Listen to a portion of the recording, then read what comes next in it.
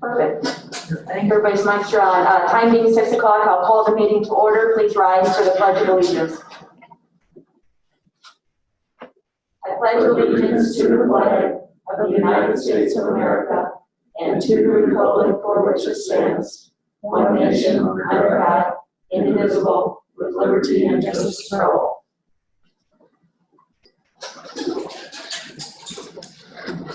Roll call, please. Don. Here. Dan. Here. Gary. Here. Jones. Here. Here.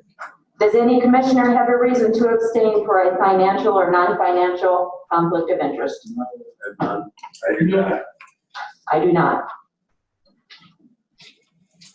Item number 4 is approval of the agenda. We do have a couple changes. Item number 5, September 11th, 2020 meeting minutes are not available, so we will not be approving those tonight. And then on the back, number 16, which is drainage board, cleaning of Clay Creek ditch, that will be removed. Are there any other amendments to the agenda? Could we add some sort of update on like the COVID dollar and how we're doing on that? That could probably go under commission updates or take any action, just maybe update the public on how we're doing. If it's okay, could we do it under commissioner updates? That's fine. Would that be fine? Yes. Okay, I'll make a note to make sure we cover that down. Thank you. So CRF funding. Any other amendments to the agenda? Move approval with the changes. Second. I have a motion and a second to approve the amended agenda, which includes deleting minutes from September 11th and item 16. Further discussion. All in favor say aye. Aye. Aye. All opposed, nay. Nay. Motion carries.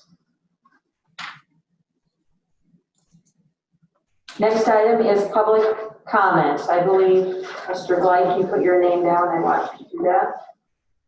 Come on up, sir.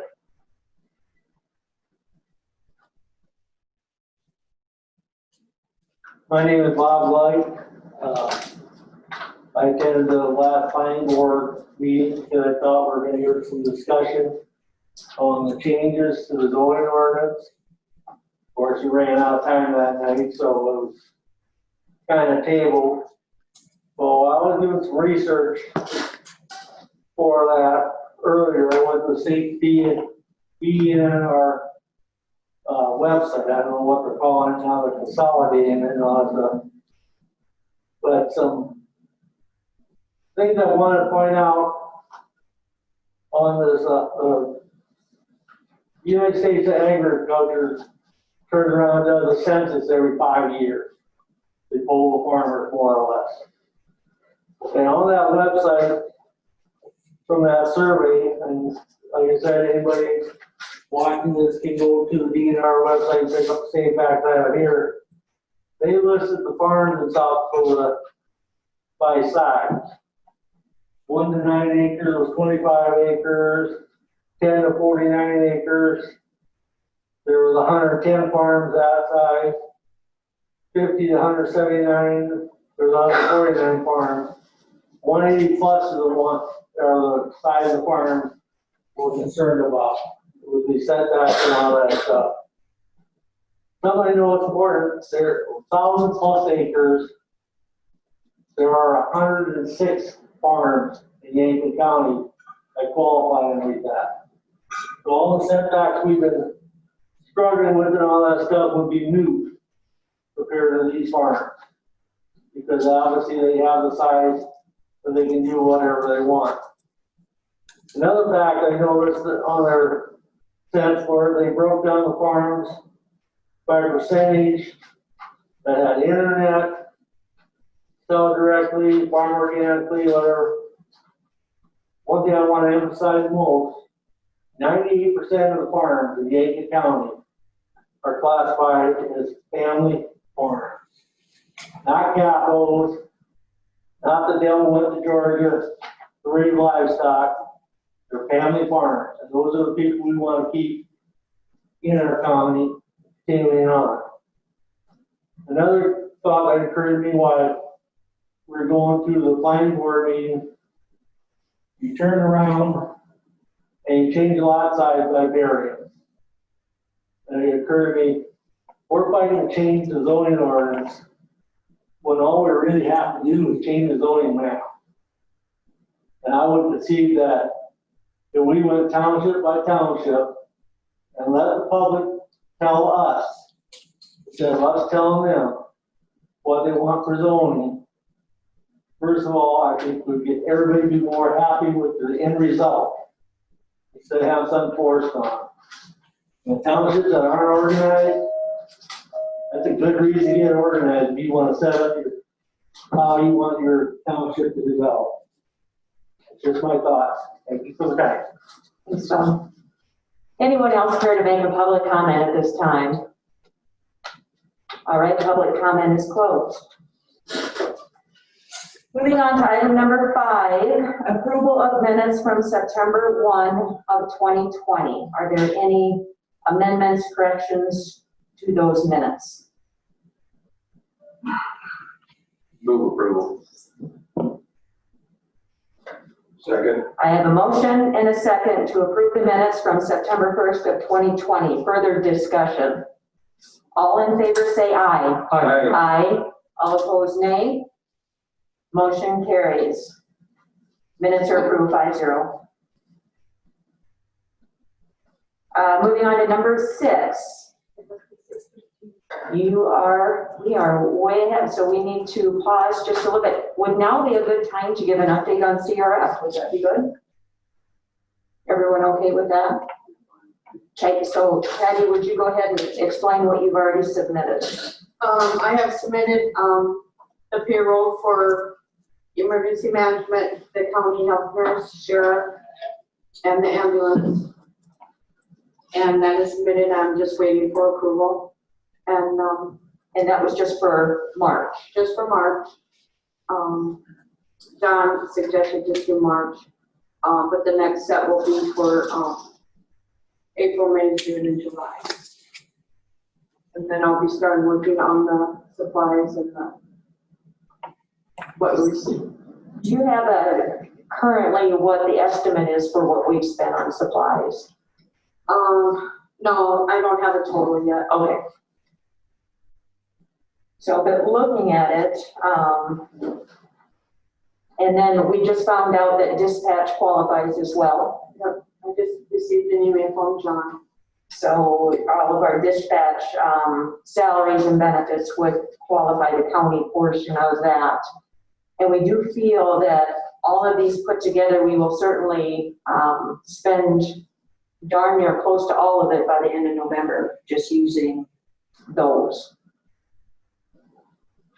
And later on the agenda, we have an item that our sheriff has requested that would qualify for CRF as well. So we'll talk about that a little bit later. Anyone have any questions on that? No, on COVID, I've been speaking with some of the department heads, and I know we had a good system in place that was temporary with plexiglass and wood. But I really feel, and what I've gotten from the department heads, that should probably be something that we transition to permanently. So I think we really need to look at getting some quotes of aluminum and, whether it's some high-grade glass or something like that. But we're going to be dealing with this COVID for a while, and I think we need to transition that to a more permanent structure. And there are areas like the equalization office, for example, doesn't have a ledge that's this big. It's really difficult to write on. We need to probably look at extending that to make it more user-friendly to the public. But that's something I think we need to be looking at and get some bids on. So to key off on what you just said, during the District 3 meeting, because District 3 is the one guiding us through this process, and Don, correct me if I'm wrong, but they cautioned on some expenditures on buildings because you really had to have a true COVID reason for it. So since we've already done something and then, it's not shiny enough, we need to make it shinier, they may not qualified those, so I'm just giving you kind of what we heard at the District 3 meeting, and am I stating that correctly, Don? They did caution on, make sure you're asking first before you incur those things, because at the end, they might get rejected. So I just think pass that along. whether the state pays for it or not, that's something I think we need to go to long term. I mean, some of those, the nails are already kind of pulling out if you look at it. It was a quick job in emergency. It's not gonna last.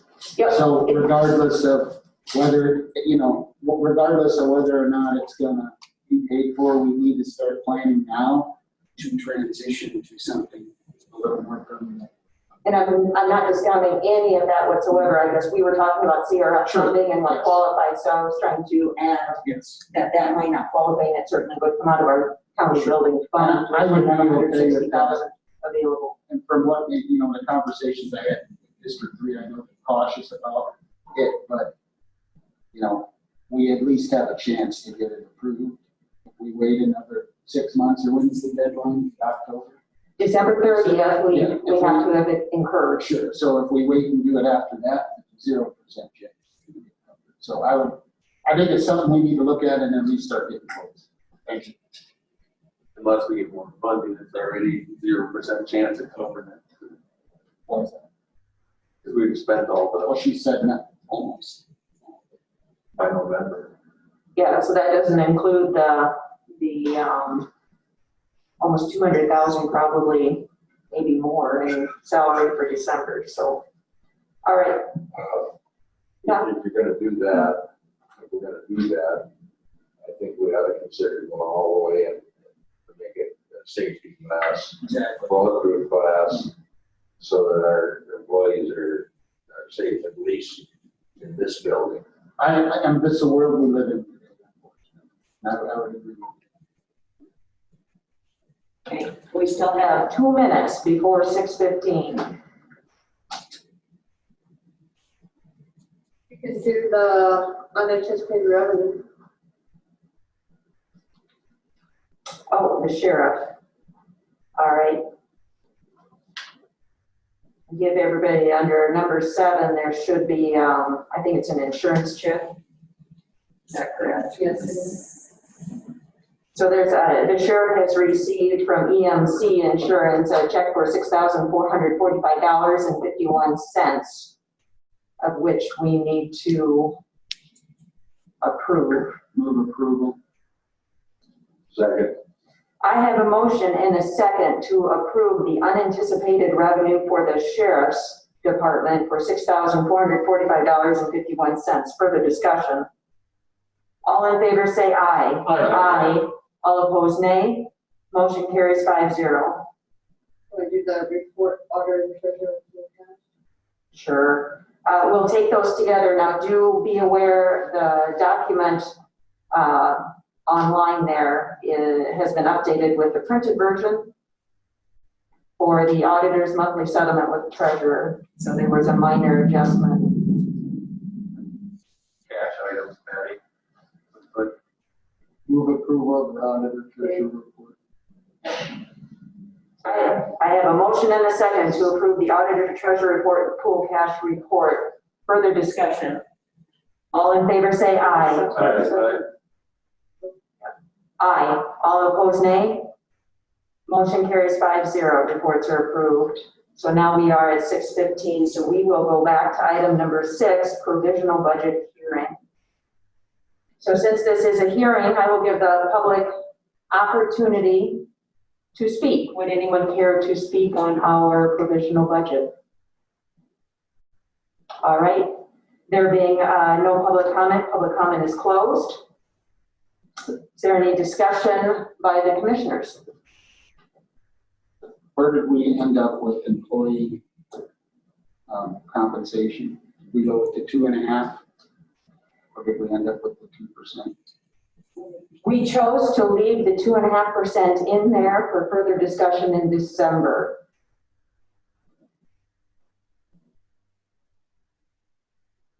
And we chose to leave a few of the discretionary funding in there as well for further discussion in December.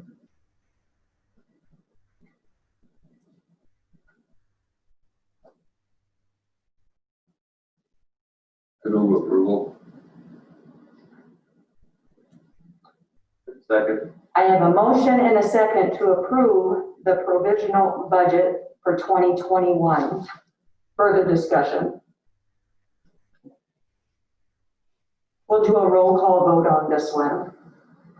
Don, Yes. Joe, Yes. Gary, No. Clement, Yes. Terry. Yes. Motion passes 4-1. So as fall rolls around and our budget becomes a little bit more clear at our cash balance at year end, we will further discuss that in December.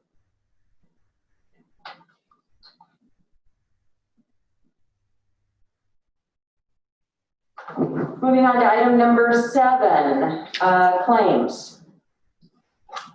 Any question on those claims?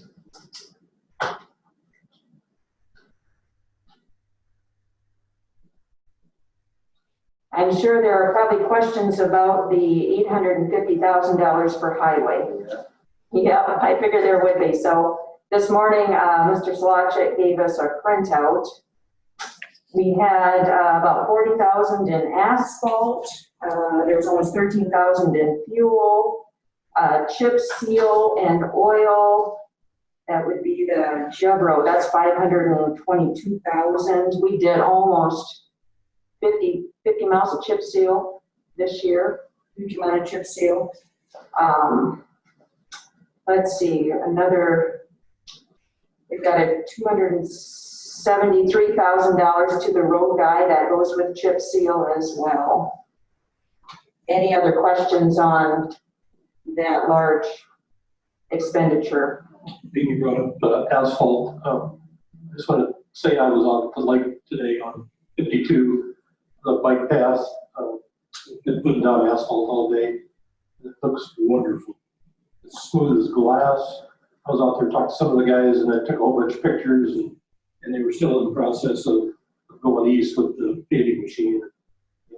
But it's better than what I was doing. Yeah, I got a phone call on that today saying the same thing. Yeah. That's great. So other questions on the claims? I'd move approval. Second. I have a motion and a second to approve the claims as submitted. Further discussion? All in favor say aye. Aye. All opposed, nay. Motion carries 5-0. Let's see, there was one thing, I guess, for the auditor treasury report and pool cash. We went ahead and approved it. But I did want to just mention, I pulled the pool cash report from last year, 2019 at this time. And in the general fund last year, we had $4,915,000. We currently have $4,949,000. And all of the other funds, well, the road and bridge fund is down because we've been spending out of that. The E911 fund, 626, and now it's 675. The jail fund last year was $1,124,000, and it's 614,000, and that's because the work we did in the basement for the women's section. And the county building fund is 194,000 last year, and it's 160,000 today. So just to give an update, we certainly need to monitor how those funds change over the year to make sure by the end of the year we're still good. So just a few comments there. So we did the claims, we did the next 2 reports. The last thing under item 7 is Riverside Roadhouse liquor and malt beverage license. Now there were 2 here, is that correct? It's for the malt beverage and liquor. And liquor, so just one motion is needed? Okay. So when you make the motion, please make your motion to include both of those. So is there any questions on the applications in front of us? You're here, right here, Brandon? Yeah. You want to see a chance to say? Oh, sure, come on up if you have any comments or anyone has questions for her. I saw you were here if you want to see. Yeah, I don't have anything unless you guys have questions for me. I'm a drug for here. Yes, sir. I do. You bet, come on up.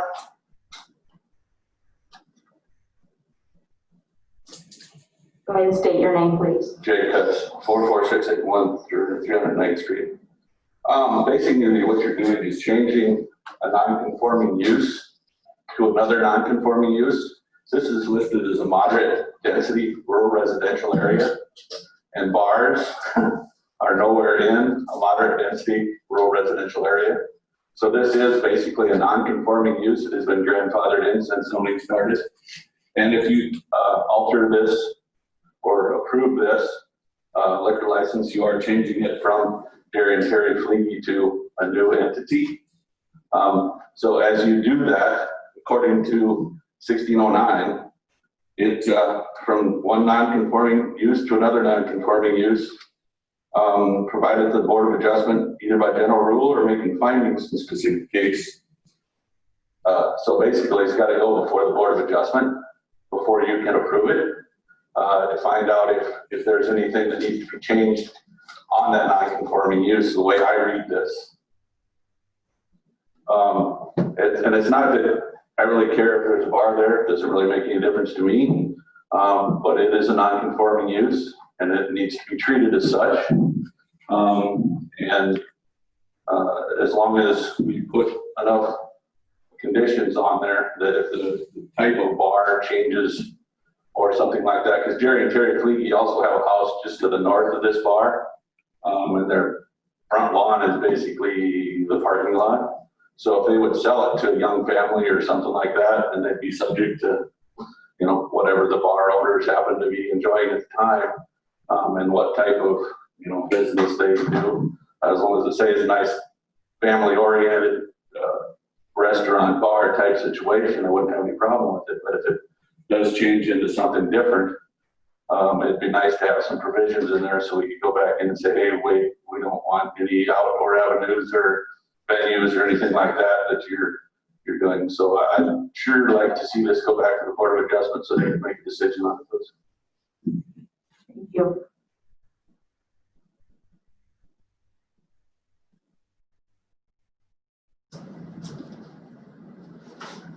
Make a motion to approve as presented. I have a question before you make it.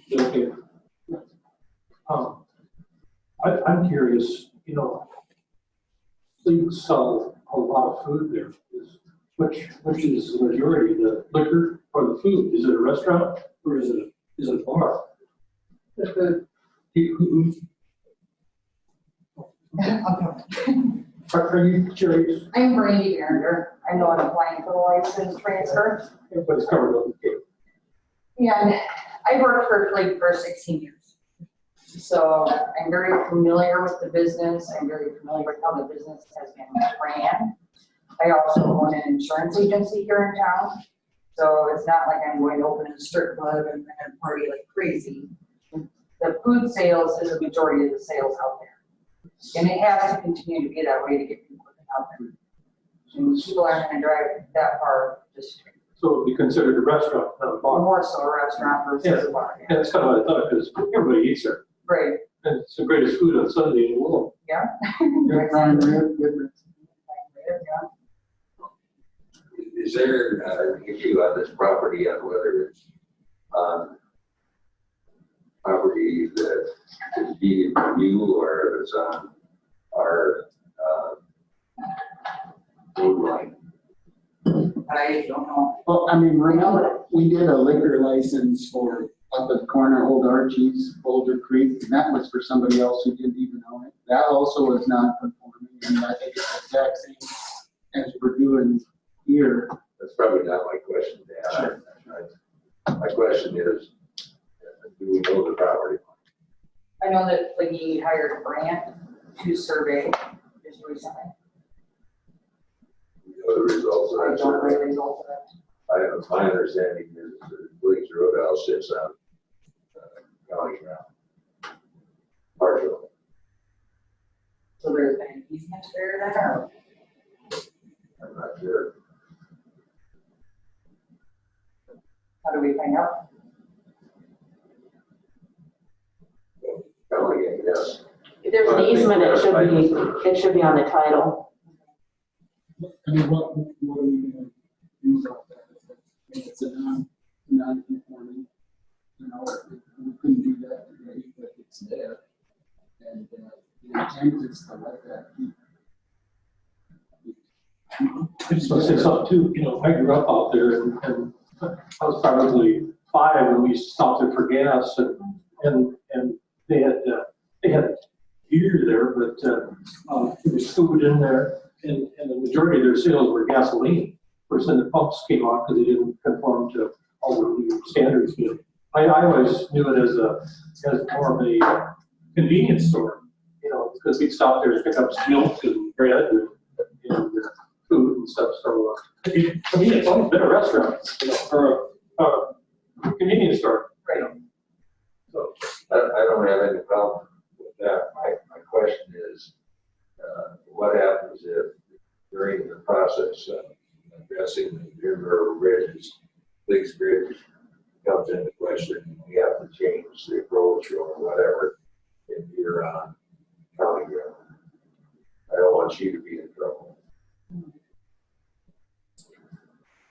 But it would state that somewhere on the county documents. Right? I think you can find that out from the register. I think that price up should be cleared up, but then I don't know that it affects the liquor license today. And whether you own it or Jerry owns it, doesn't change the fact that it potentially sits county right away. So you're purchasing the business, Correct. and he currently holds these 2 licenses for that business. Right. So these are not new. They're not new licenses, it's just a license transfer from name to. You know, I think it's great that we have a young person willing to take over some of these businesses. Too many of them have gone out of business, and especially in the small towns in the rural area. And I applaud you for going in and wanting to do this and helping economic growth by having a restaurant and a place where the rural community to get together. So I think it's absolutely great. in small business, it's always been the economic engine of the United States. Exactly. The issue here is transferring the liquor license and malt beverage license, as I understand. And so that's what we're here for. We're not here to research the title. No, that's Stuff changing. that might happen down the road. So In my opinion. you're willing to let them waltz into this and get screwed because it's on built on. It's, what should they do? Because somebody is running that restaurant. Should we close them, or should we close her down? She should know before she buys. But that's not on us, Don. That's on, That's a huge economic development. the people selling. You know, that's not, it was a similar situation to Boulder Creek up there. It's not our job to make sure that the two parties that are buying and selling, you know, check all that stuff. That's not what we're here for. We're here for transferring this license. Well, you just remember that I raised the question. I'm not opposed to you getting the liquor license transferred, but I don't want you to get screwed by a piece of property that has issues on title.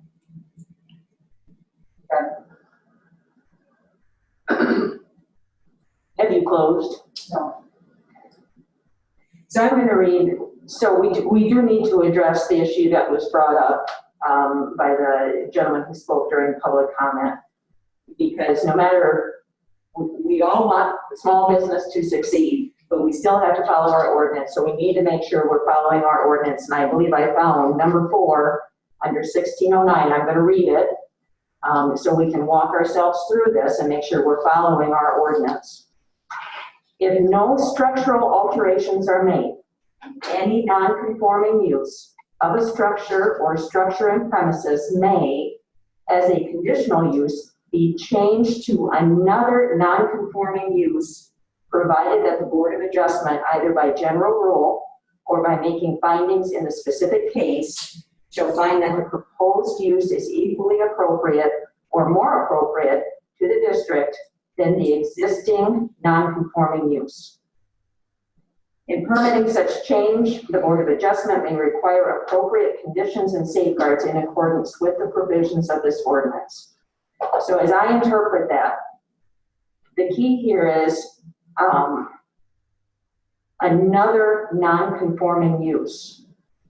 So is this being transferred to another non-conforming use? You're going to do the exact same thing as what's occurring today. Right.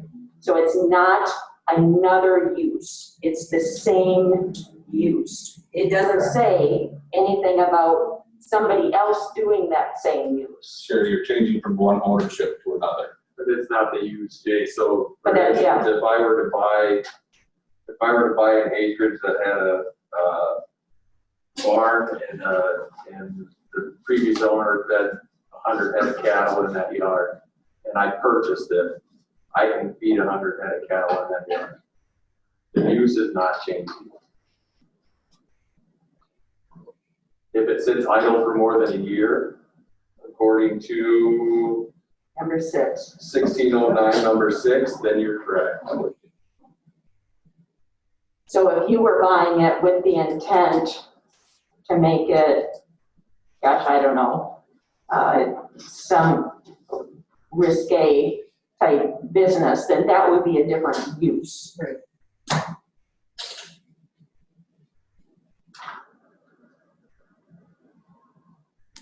There's a motion and a second. Yeah, I know, and we're not done discussing. So Deb, did you want to try to weigh in on this, or? I think you're correct. You have to look at, honestly, she's just here for the transfer of the license itself. I mean, she's not even here about the purchase of the property. I mean, Right. what's in front of you is a transfer of a liquor and a malt license beverage, which is not what the zoning ordinance even addresses. So Right. So if at some time we transfer this, you buy the property and then you change your mind and you're doing something else on that property, at that time, you're in violation of the ordinance. If it's not something that can happen in that It's a zone. permitted use now. If it's a conditional use. If it's a non-conform, if she changes to a different non-conforming use. So I just giving you a heads up. Okay. If you decide things aren't working, you change your business plan, look into it before you do that. So. Okay, one reason it'll change is like you straight oil on that ground. Yeah. I think we're really have to know how many are mine, huh? Yeah, there you go. So are there, Don, are you okay with that? I'm fine with the transfer. Okay. Just, I think she needs to know. Just be aware. Yeah. Thank you for pointing that out, I appreciate it. Joe, are you good? Okay. Dan? Yeah, I made the Very motion good. to approve it. Second. Oh, I- Joe, we got like, so, yep, you're double checking. So we do have a motion and a second on the table to approve, the alcohol beverage license applications before us. We'll do a roll call vote on this. Dan, Yes. Joe, Yes. Henry, Yes. Harry, Yes. Sherry. Yes.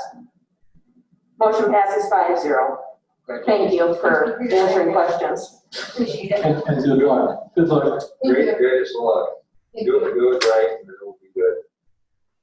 Right, Are you maintaining the prime rib night or are you just? We are. we're gonna make more though, instead of just one. Here, tell us what's on your menu, just for the heck of it, please. Sunday it's always tacos and Mexican. Sunday, right now, it's next, not Sundays. Go up to the microphone so they can hear you at home. And can you dine inside? Yes, Oh, good. right now, we have Mexican on Sundays, and then on Friday and Saturdays, we have our prime rib special, of course, it's full menu other than that. We have burgers, steaks, we have chips, fish, shrimp, chislet. It's really good. Chances are you're not gonna leave there hungry. We'll be looking at maybe adding some different kind of burgers and stuff instead of just plain burger. Switching the food a little bit. A lot of good social fun. Thank you. Thank you guys, I appreciate your time. Thanks, thank you. Thanks. We will now move on to item 8, prevailing wind park road use agreement. So this was continued from our last meeting. And in your packet, Mr. Slotchek provided a written outline of his investigation into those roads. Get to it. So are there any questions on approving this agreement? Or signing off that the project's complete, so that's the second page. Yeah, I almost think this should just be a standard whenever we come to sign off on these when they're completed. I'd move approval. Second. I have a motion and a second to approve signing the certificate of completion for the prevailing wind park road use agreement. Further discussion? All in favor say aye. Aye. Aye. All opposed, nay. Motion carries 5-0.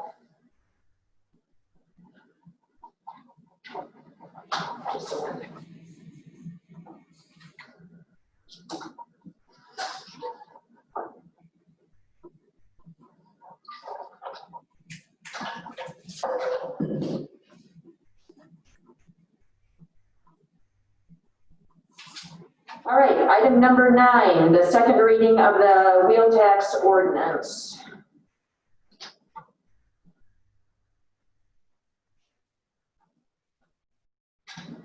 And Joe was kind enough to read the whole thing last time. Should I read the whole thing again this time? I will go ahead and do that.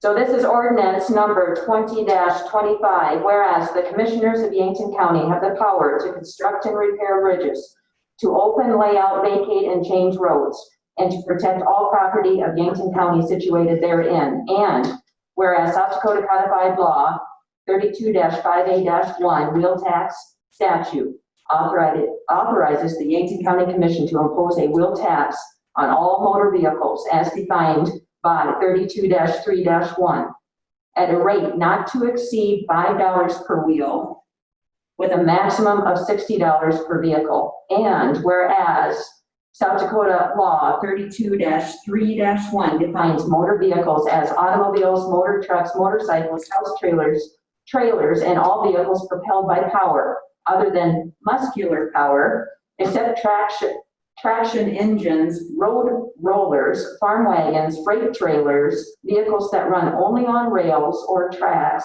and off-road vehicles as defined by 32-20-1. And whereas the proceeds from the tax created by the wheel tax statute shall be retained by the county and deposited in the county road and bridge fund, and the revenue may be used only for highway and bridge maintenance and construction. And whereas Yankton County currently imposes a wheel tax on all motor vehicles as defined by 32-3-1 at a rate not to exceed $4 per vehicle wheel with a maximum of 4 vehicle wheels. And whereas Yankton County has insufficient funds to properly maintain and construct highways and bridges situated therein, now therefore be it resolved, Yankton County Commission, in accordance with 32-5A-1, shall impose wheel tax on all motor vehicles as defined in 32-3-1, registered in the county at a rate of $5 per vehicle wheel with a maximum of 4 vehicle wheels commencing on January 1st, 2021. And be it further resolved that the proceeds of the wheel tax shall be deposited in a Yankton County Road and Bridge Fund to be used only for highway and bridge maintenance and construction. And be it further resolved that this ordinance shall be published within 10 days of today's date and shall be published at least twice in each legal newspaper designated by Yankton County with no fewer than 5 days between dates. So at this time, I will open it up for public comment on this ordinance. Would anyone care to make a public comment? Come on up.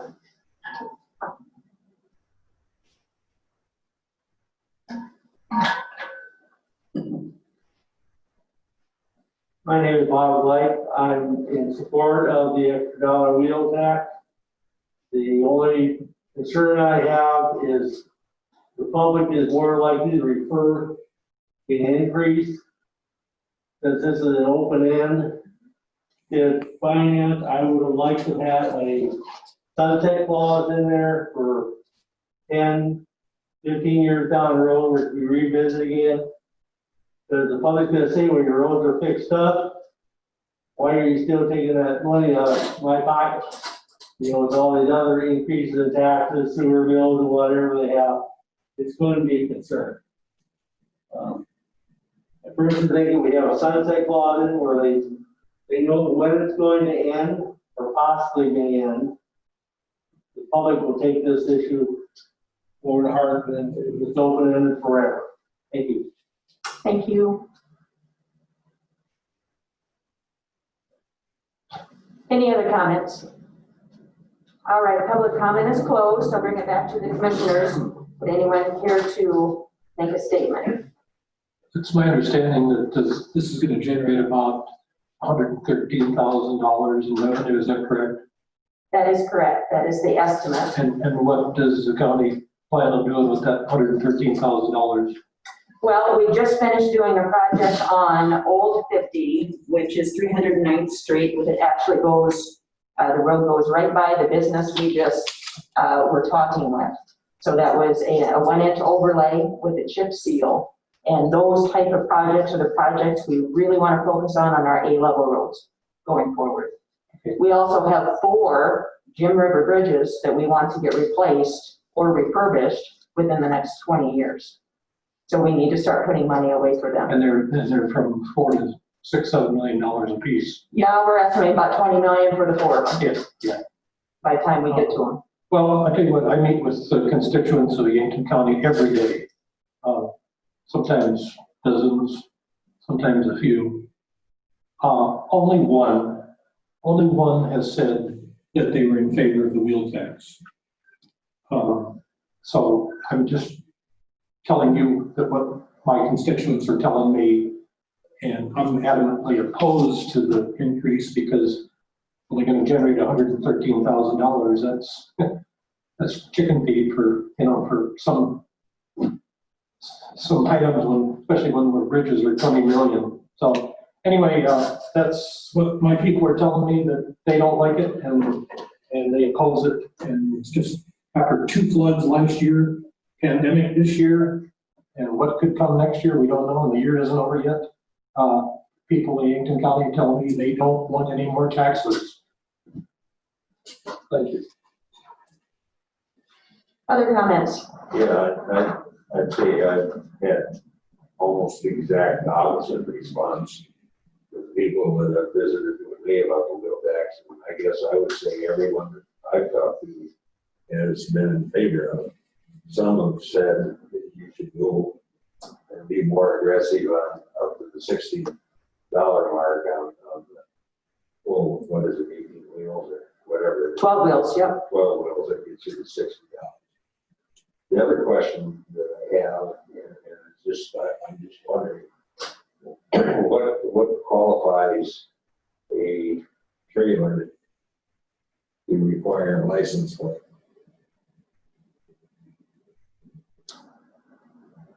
I would assume that if it's on the road, like we have, I know personally, we have 4-wheelers, ATVs, we're not supposed to be on the roads unless they're licensed. So I always went with the rule of thumb that if you were traveling down the road, you needed to have a license on it.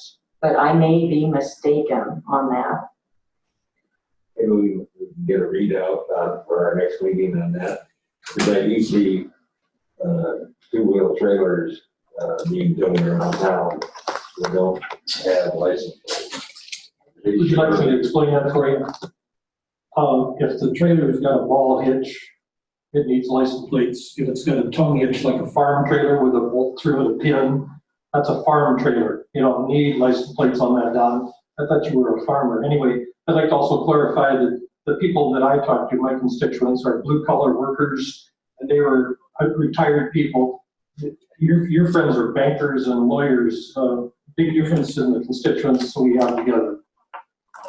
So every farmer I have talked to out there, and if anybody knows a farmer, they own a lot of stuff that has licenses, and they have all been in support of this move. And to Don's point, every one of them said you should have went for 12 wheels. Every one of them said it. And they probably have the most to pay out of it because they own the most stuff that's on the roads, so. And you said you talked to all the farmers, and there's approximately 600 farmers in Yankton County. And there's approximately 14,500 people in Yankton County. So that's a big difference there for all the farmers, 600, and all the total population of about 14,000. 23,000. For the county. 23,000, and that's even bigger. 600 and some farmers. I guess if people are telling you to go higher, I guess, why are we not doing that then? Because I don't feel it's fair that the little old lady who's, drives once or twice a week is paying the exact same amount as somebody who has a big semi who is causing damage. We all know the semis are causing a disproportionate amount of the damage to the roads. I understand they gotta drive on the roads, but if this is really to repair and put money to the roads, why don't we go to maximum of 6 wheels instead of 4? Or something. The response that I've got is people realize that we need to pay more. They all understand, but it doesn't sit right with a lot of people that a car pays the same amount as a semi. And if you guys are, sounds like you're getting similar feedback as well. Because where we're at now, even if it goes higher, the car isn't gonna pay more than the $5 per wheel, maximum of 20, but some of the bigger pieces of equipment would. Joe's got the floor. Joe's got the floor. Yeah. We talked about the 12 or 4 several times, and I'm not totally opposed to the 12 wheels. I got similar feedback, overwhelming support for $5 for 4 wheels. Some people would not have any issue with 12. And I don't have a huge issue with it either. I don't like the reasoning given that the old lady with the car is paying as much as the semi, because it's only, but the wheel tax is a small portion of your overall taxes. So it's not a true statement to say that a car pays the same as a semi. In wheel tax. In wheel tax, correct. It's a $4 a year deal if you own a vehicle. Right. So to me, it's not overwhelming. Personally, to generate revenue for roads, I support more of the opt-out with sunset clause. And this is intended to be a permanent tax, and that's why I would prefer to see it on 4 wheels, basically to maximize the big score. I can certainly be persuaded.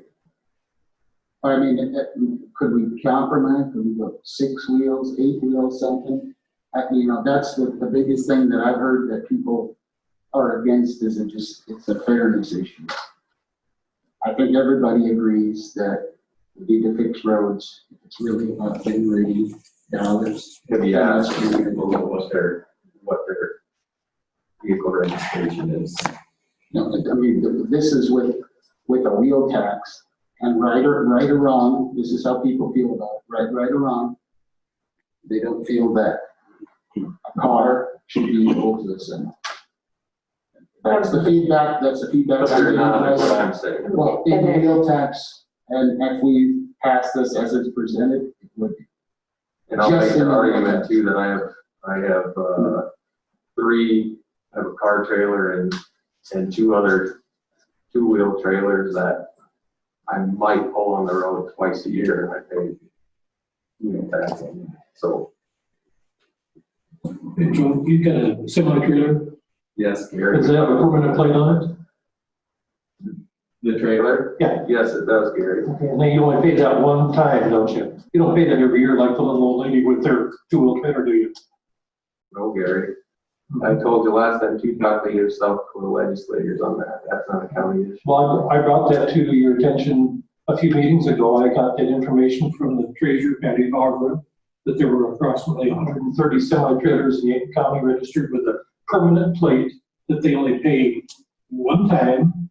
So if a farmer owns that trailer for 20, 30, 40 years, he never pays again. And then he pays wheel tax on his semi, which most semis have 10 tires, except if you got tag axles, then you got more. Is that based on? So that doesn't, excuse me, I'm not finished yet. And that's not fair. So why should that little old lady pay for the next 30 years for her two-wheel trailer? And that semi that does the damage get away with only one time? But that's not something we can change here. That's Well, something I'm that just your talking about legislators fairness. can That Dan was change. talking about fairness too. Right, and I I know you know. can't change it. I'm just bringing it up. Okay, Let's so stay relative to the topic, please. what's before us tonight was what I considered a small step, because we have a feeling this is going to be put to a vote.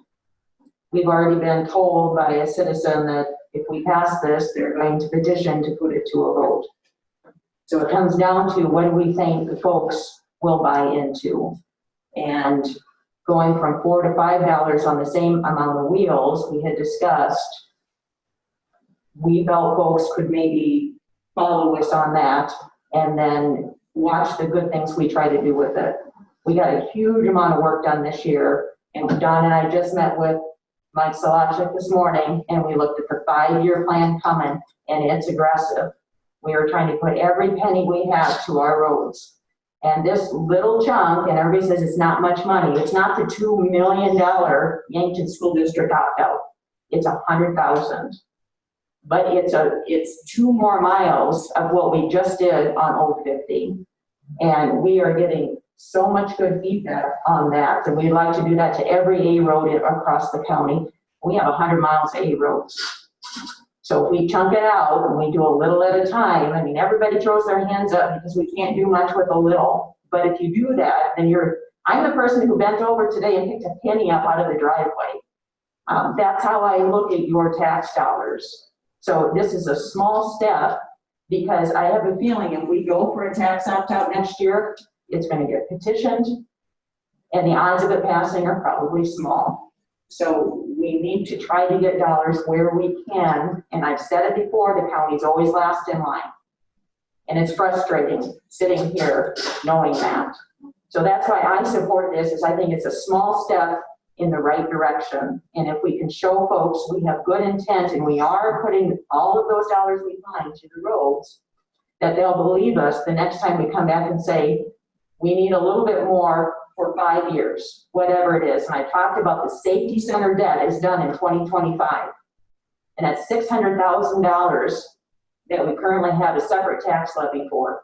And at that time, many of us might not even still be on the board. I'm really hoping the commission at that time takes that as an opportunity to say, public, please give us that same levy for our roads for 2 years, 3 years, whatever it is. And then we can key off on the little progress we're making today. So I'll get off my soapbox now, and I will entertain a motion if someone would like to make a motion. I have a question for you. Yes, sir. This wheel tax is gonna generate about $113,000, you said, and it'll do about 2.5 miles of oil road, correct? About 2. Okay, how many miles of oil road are there in Yankton County? Hey, I just said we identified A-level roads that are I couldn't hear you eligible. with your mask on. 800 miles, you said? No, I just said A-level roads, which are eligible for upgrades like that, are about How many 100 miles miles. of oil road are there in Yankton County? It's about 240. 240. So if you get enough money for 2.5 miles, divided into 240, we're gonna be dead for about 50 years by the time that gets done. Well, if you look at it that way, Gary, I guess so, but I look at it a little different when I look at the budget. I see we're already, we're already patching the thing up, so that was a new road a couple years ago, and there's all kinds of patches on there. People don't ever drive over there. I do. Are you suggesting that we implement higher tax, Gary, or no? I'm not following what you're saying. I'm trying to get some common sense to you that you're gonna tax these people $113,000, and you're gonna have 2.5 miles of oil road. And Sherry just said we've got 260 miles of oil road in Yankton County. Well, gee whiz. It doesn't take a rocket scientist to do that. You guys had math in college. Must not have been the right math. Further discussion before I entertain a motion. Would anyone care to make a motion? Move approval. Second. I have a motion and a second to approve ordinance number 20-25 to increase the county wheel tax from $4 on four wheels to $5 on four wheels. Further discussion. We'll do a roll call Yeah, vote. I have some further discussion. One of the reasons I'm gonna be voting no on this is because I feel this is, we could have done more. We could have looked at possibly closing down underutilized roads. Taxes shouldn't be the first thing that we go to each and every time. And it was already discussed here, the high likelihood of a new tax levy next year. So, this is the beginning of more taxes to come. And I just don't feel it's fair, like I said before, that the average person and the little old lady who drives a small car pays the same amount as somebody who with a big semi is causing more road damage. Dan, when was the last time this commission or any previous commission voted the tax increase in the state? Pardon me, Dan? When was the last time that this commission or any previous commission voted in a tax increase that was accepted and state enforced? Well, I think you did, was it 2 opt-outs and then you tried to do They the did top state two? enforced. Well, no, I mean, they got So referred. what I'm telling you Sure. is, there's 2 to 5% inflation every year. We aren't keeping up with it. And the little old lady that has to pay $4 for a car for 4 wheels, has to pay $5 instead of $4, $4 more. There's a cost of living in a great country like we live in. That's part of it. And I'll reiterate what I've said multiple times. It's not the $113,000. It's not the increased tax revenue. That's icing on the cake, I guess, if you want to look at it that way for the roads. But it's to increase our chances at funding from the state. The state's requiring us to put a little skin in the game, and hopefully we get rewarded. That's all it is. Are you finished? No. Nah. You want to go say something? I bet you will. So it doesn't boil down to who's doing the damage. It doesn't boil down to fairness. It doesn't boil down to can somebody afford the $4. It boils down to a return on investment for our bridges and for this community. And if people can't put $4 extra a year in and see that, then they'll get referred and voted down. I think this has a pretty good chance of passing from the people I talk to. Go ahead, Gary. I just want to comment about what Don said about that little old lady, that she should be happy that she's living in Yankton County.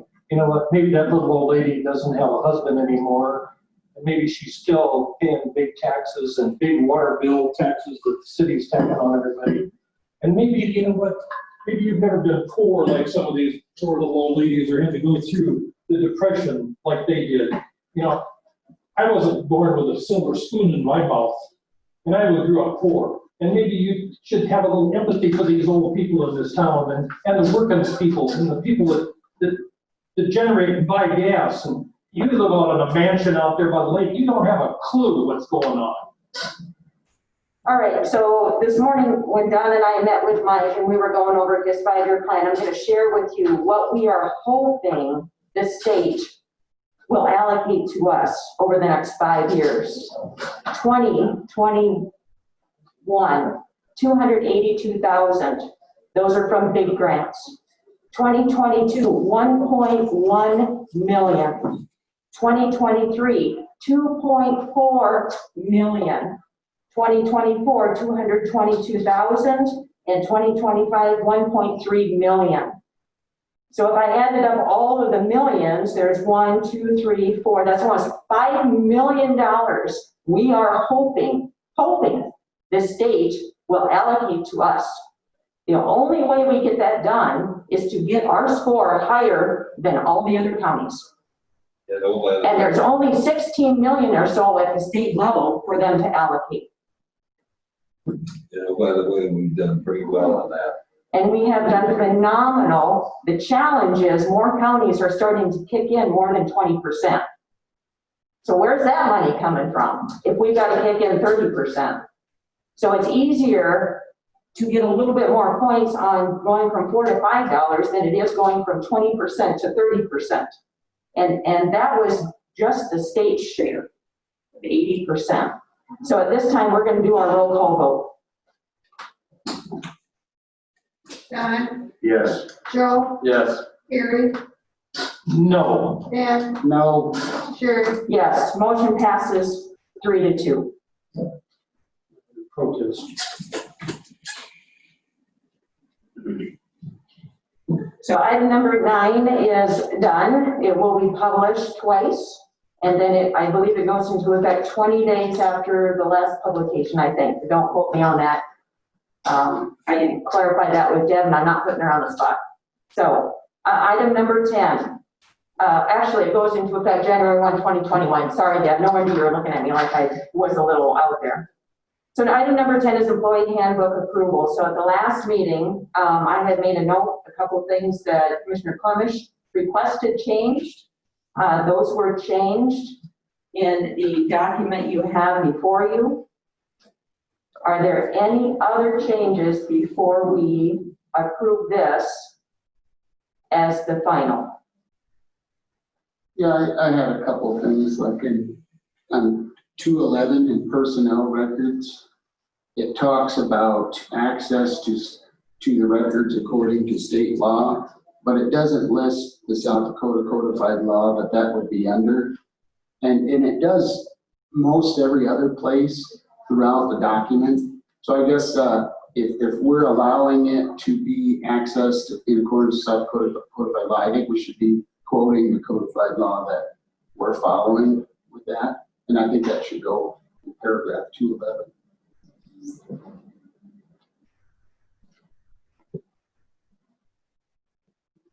Is that it? And it also talks there, it may be accessed at the discretion of the county. That's pretty vague. Should that be the county commission or who is the county? And that's in the third paragraph at the bottom. So it says employees or their representatives may be provided access to state law at the discretion of the county. Access according to state law. So my question was, who's making that discretion? Is that the employee? Is that? Okay, so it reads, employees essentially may be provided access at the discretion. So if an employee comes in and says, can I look at that file? We have the right, that's our discretion. But who's? County commission? It would be the auditor's office at that But point. then I think it should say that.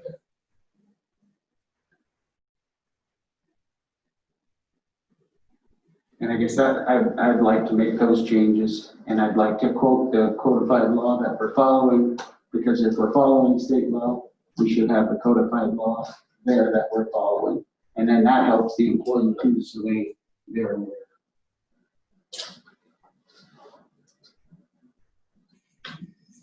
So this is the last time we're changing this document, correct? Well, Madam Chair, I actually was gonna suggest that those changes are fine, but they go in the next round of changes and we approve this tonight. Like, what if there's a typo or something that goes in there? I mean, That can be focus. updated. I guess I would like to get those changes and then, review it one last time. No, we can't just keep finding a the and an and things somewhere. We have to draw the line in the sand at some point, and I do agree to some essence with Joe. If we could approve this and have these changes in there, I'm fine with that. I don't know if it's ready to approve because I just looked at that and that's a good change that, once this document hasn't been touched in a long time and we need to make sure it's good before we. And we've been reviewing this for 2 or 3 months. The same thing happened with the zoning ordinance. We reviewed that and, that was 18 months. I guess I don't see the harm in making sure that it's correct before we spend money putting it out. Go ahead, Don. Do you see any potential liability if the changes that Dan talked about, which I think could be put in there, are not put in at this point in time and put added at a later point in time? Are you thinking you're gonna approve this and note that those changes, so when the final publication comes out? Yeah, so if we approve it with these amendments, and then we can go ahead and get this going. Almost zero liability. Who knows? Yeah, I understand that. Anybody can sue. I guess we as a commission are approving this document and this document isn't in its final stage yet. Things will go in there, things will go in there, things will happen. I guess I'm apprehensive about approving a document that's not a final document. But we approve minutes all the time that we amend. And we don't see To the me, final copy minutes of the are a minutes. lot different than an employee handbook, which if it's not right, we're gonna get sued over and potentially put the county at a huge liability. I think this is just, I think this is one more common sense to fail. So this is in the case of let's say some litigation or whatnot. If the employee has been terminated, let's say, or has left and wants to come back and have access to their file, it says that they or their representative may be provided access according to state law and at the discretion of the county. Now, the county is going to, in that case, be probably a collaboration, but the state's attorney would weigh in and the commissioners would weigh in. But it doesn't say that. So it should No, it say doesn't. county. So common sense will prevail, I think, and there's, at this point in the game, there will be lawyers involved. If this action is being What we keep, acted upon, there's going to be attorneys involved. we keep saying we want to minimize lawsuits and potential liability of the county. I see something that has a potential liability, and I don't understand why we can't at least quote the state law that the employees and representatives are supposed to be following and tighten up who is the approving authority for somebody. So if a representative walks in and talks to the janitor gives him authority, he can go and look at somebody else's records. That would be a county, somebody in the county. I don't see the point in making that better. It's a simple change. And need to change down. But I think we need to approve this and move forward. There's if you sit at home and read this front cover to back, you're gonna find something wrong every time.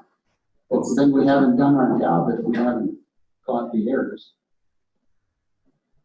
And we had 2 or 3 months to get it It caught. might be interpretation as well, because I don't personally see this as being a liability issue to the county, but if clarification is wanted, then I'm okay with that. But I don't think it's detrimental myself, so. As far as the listing, the state law may be provided access according to state law. Lawyers figure that out. We don't have to write in da-di-da-di-da-di-da. That's where they'll know what the hell. We do in a lot of other areas though.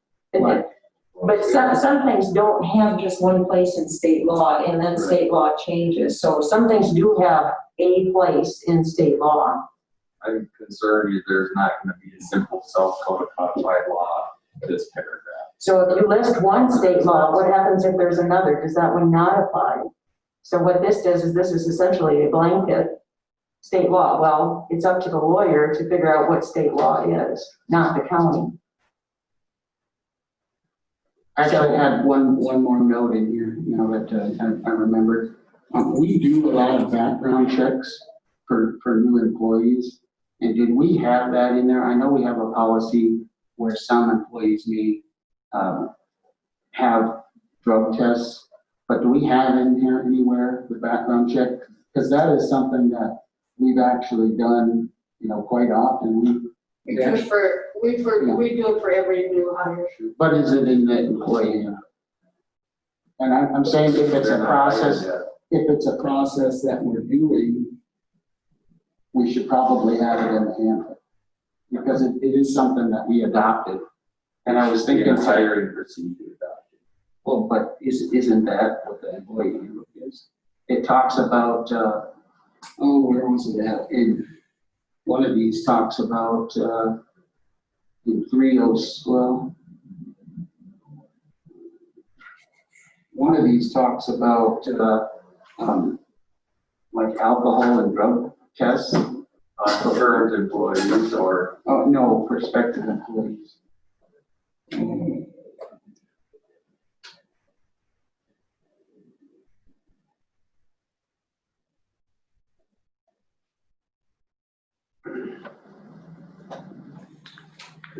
Yeah. So 403, number 3, certain positions within the county may require that an applicant pass a post-offer pre-employment drug test. Applicants for those positions will be notified for the need of such test. Yeah, I don't think it would be a bad idea to add something in there about a background check. I mean, because we actually, not that long ago, offered somebody a position and the background check did not come back very good. And so we had to rescind that offer. And so that's already happened to us once. I don't see any reason why we couldn't put that in there, that an employee, must pass a background check before, they're offered. But Joe's point that this is an employee handbook and they're not employees yet, we don't also list that they have to get, is it an E9 form to prove they're a citizen either? That's nowhere in here. Well, they have the drug test. They have the drug test. Why do we have in there that? But that's after they're hired. Prior to. But that's not what it says here. In One of the things. 403, number 3. One of the things that I would like to bring out is we hired a consultant to go through this, who is an expert in the field.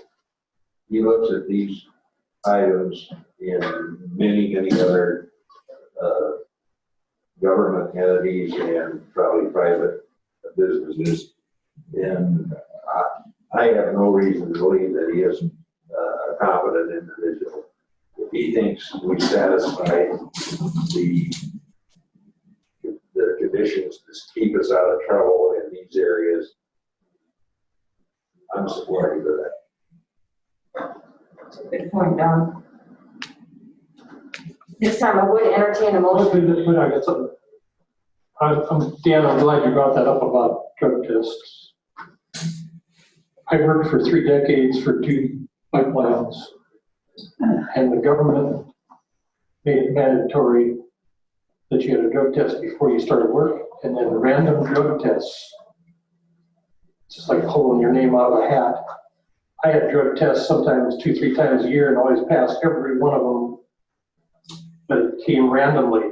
And I think that, it shouldn't be just county employees, it should be county commissioners that get a random drug test too, at any time.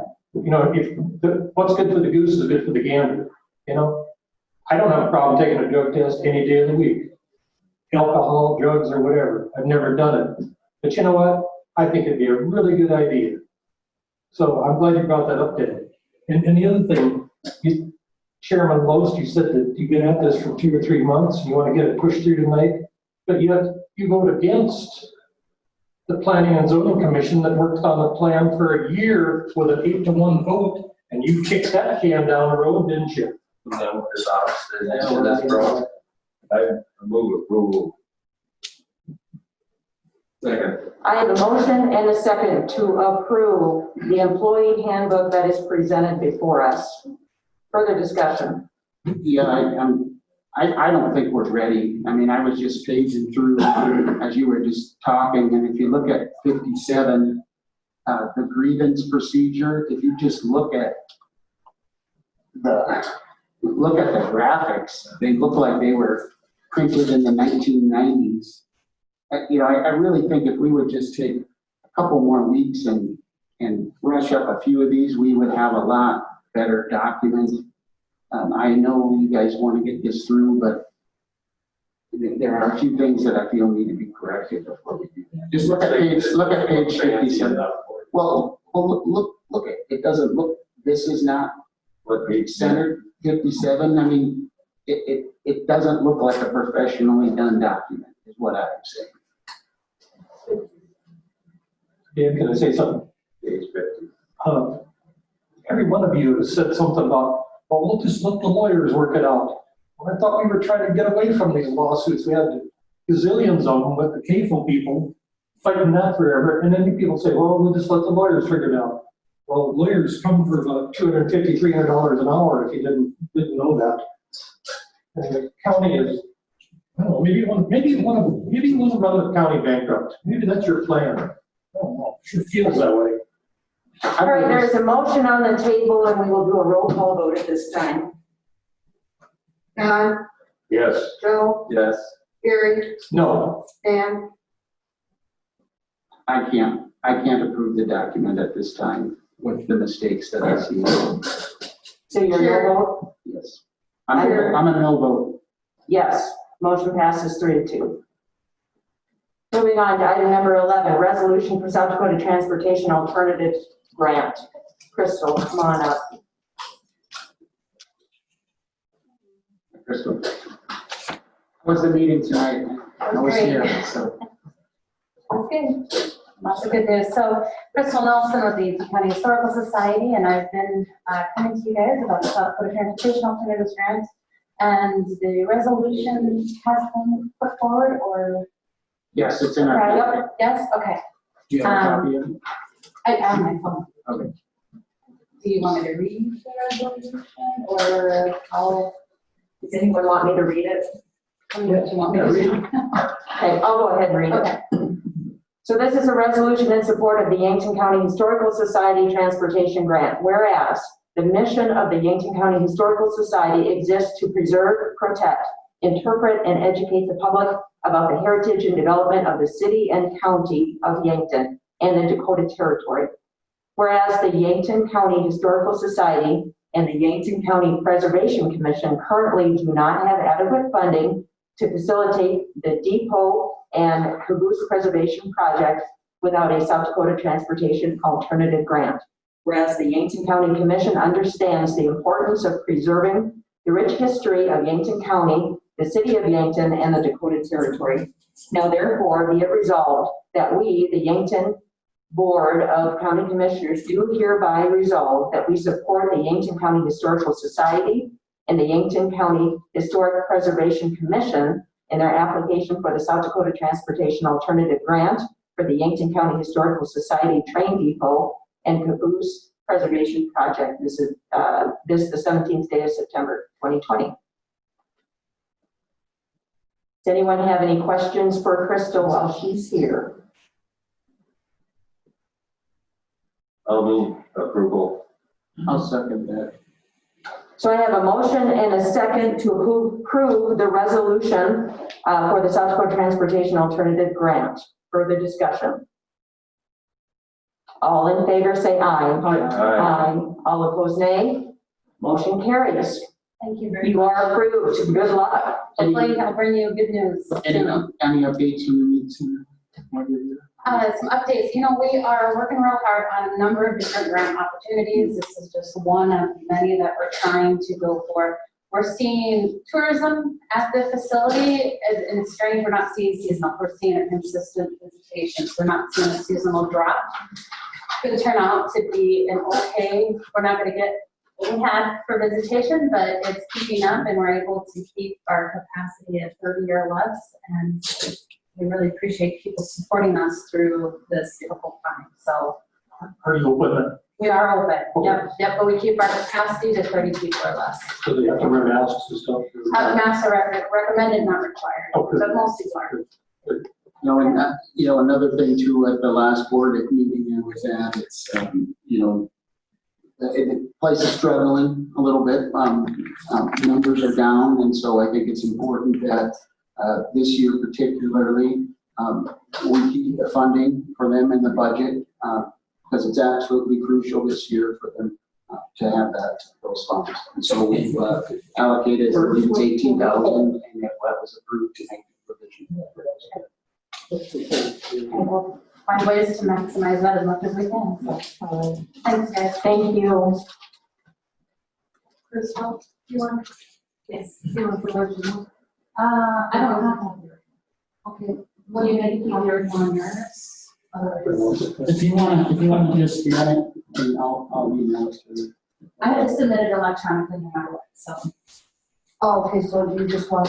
Yeah, so you just sent it to me electronically. Thank you. Thank you. So item number 12 is the yearly update for Pathway Shelter for the Homeless. Welcome, Mr. Bailey. Good evening, Commissioners. Good to see you again. Last year, I think this is the third year now, so thanks for making the time for me each year to give you an update on how things are going at the shelter. I wanted to start by sharing our mission. I don't expect you to remember that year after year or what we do, so I'll just give a brief run through of the services that we provide to the community, and so those in attendance can hear that as well. But the mission of Pathways is to serve the immediate needs of individuals and families experiencing homelessness within the Yankton area while engaging partners in developing long-term solutions. And the shelter was founded on the belief that everyone deserves a home. So powerful things happening right in our community here. Quick recap of what we do. We are the only emergency shelter serving homelessness within a 60-mile radius of Yankton. So naturally, Yankton County, and more specifically the city of Yankton, is where the area we see the highest need. So last year, 2019, 85% of those we served came right from Yankton and Yankton County. The remaining 15% came from 8 other counties surrounding us, which is down from years before. Usually that's in the 12 to 15 county range. We provide 4 main services. First and foremost is emergency shelter. So those who come to us receive all necessities free of charge for at least 30 days. We will extend that to 60 days if necessary, and we'll charge $5 per day per adult in the household.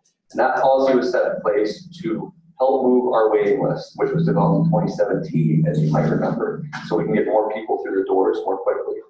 So upon entering shelter, each person's connected with a case manager, they create goals, and then they achieve those goals during their stay with us.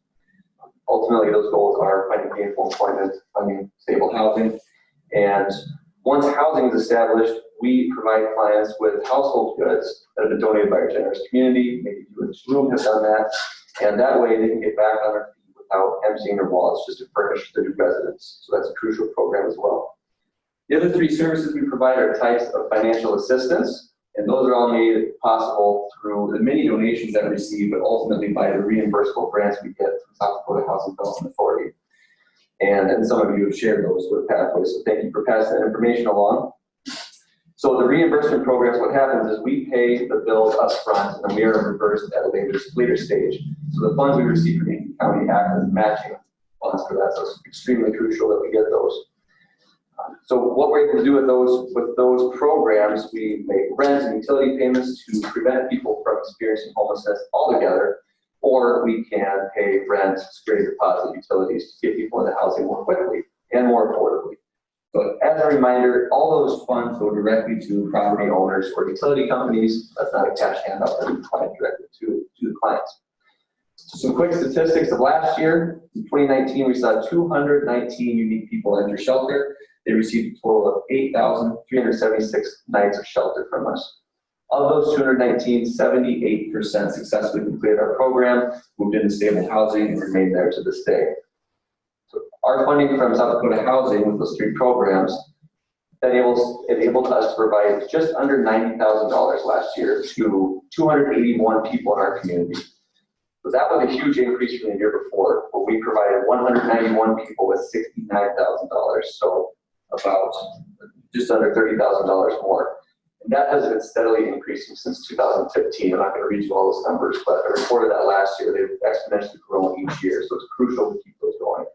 So in total, we saw 500 unique people last year through our doors or receiving services in the community for those financial assistance programs.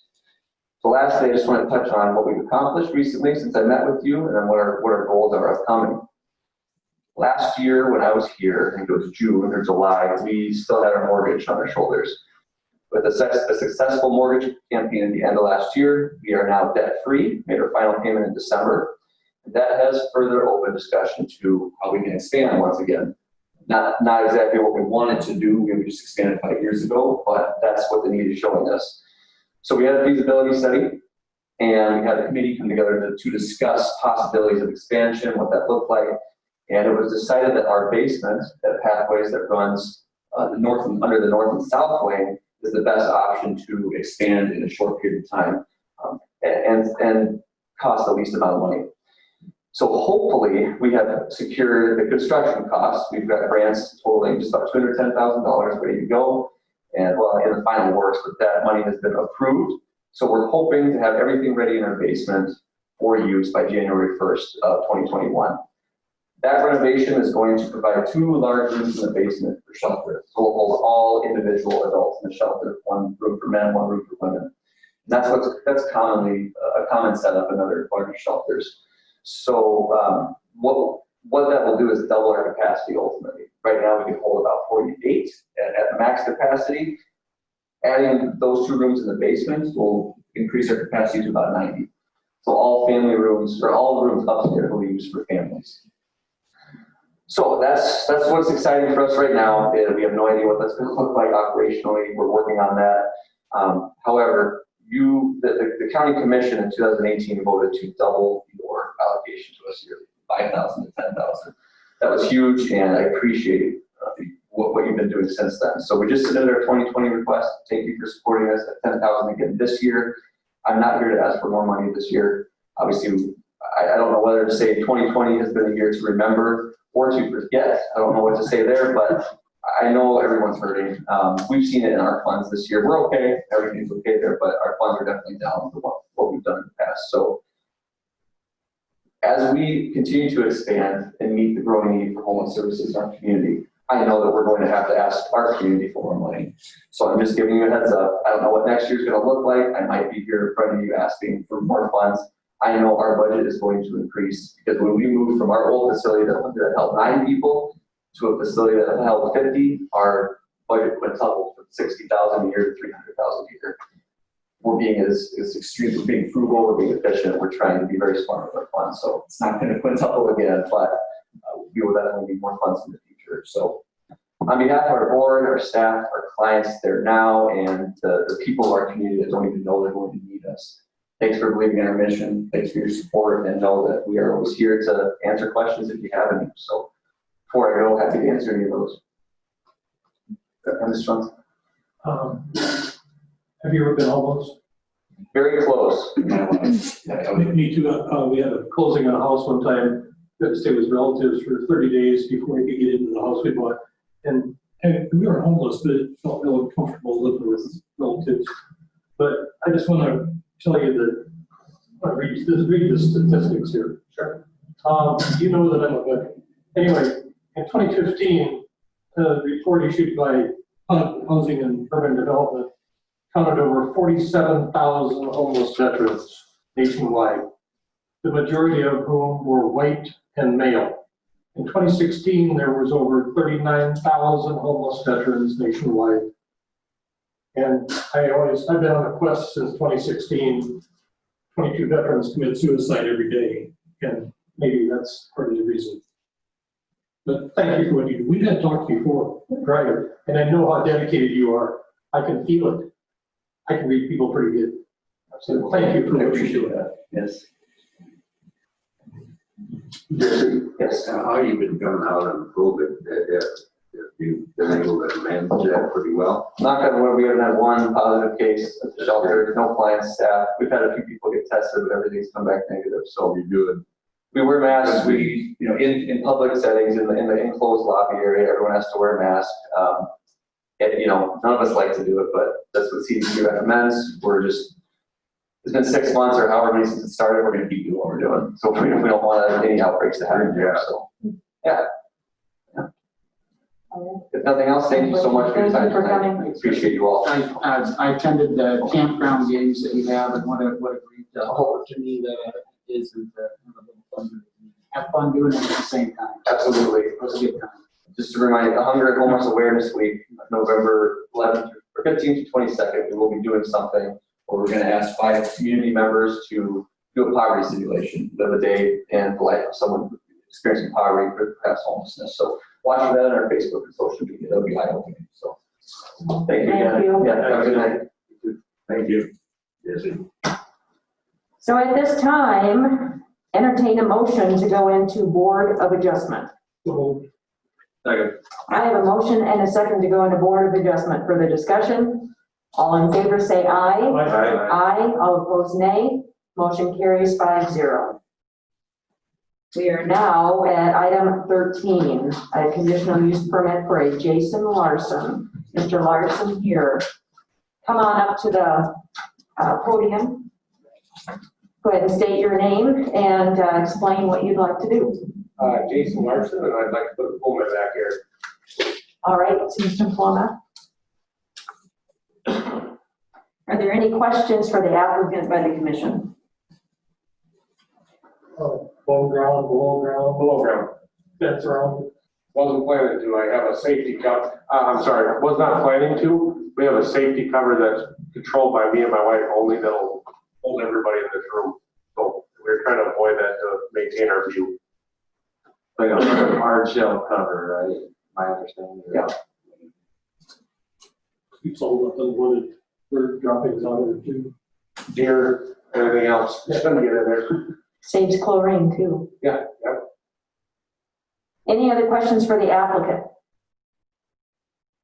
Okay, sir, if you'd sit down for a second, I'm going to open it up for public comment.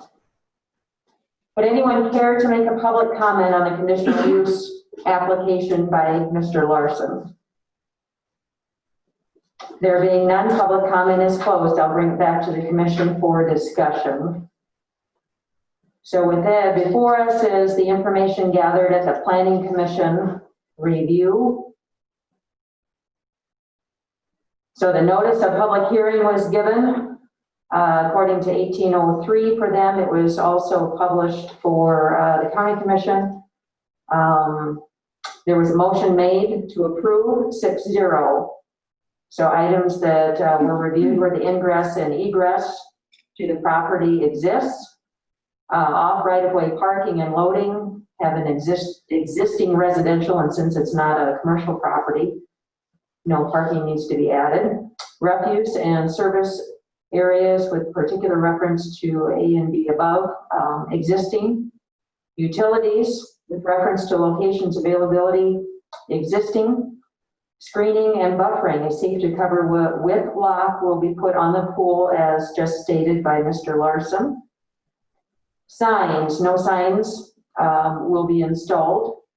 Required yards and other open spaces, required yards exist. So general compatibility was found with adjacent properties. We'll have a safety cover with lock again. Are there any other comments that two commissioners would like to share who are on the Planning Commission? Pretty straightforward, I think. Okay. I move approval of the conditional use permit for Mr. Larson. There is a motion and a second to approve the conditional use permit for Mr. Larson. Further discussion? Roll call vote. Don, Yes. Gary, Yes. Sherry, Yes. Joe, Yes. Dan. Yes. Motion passes 5-0.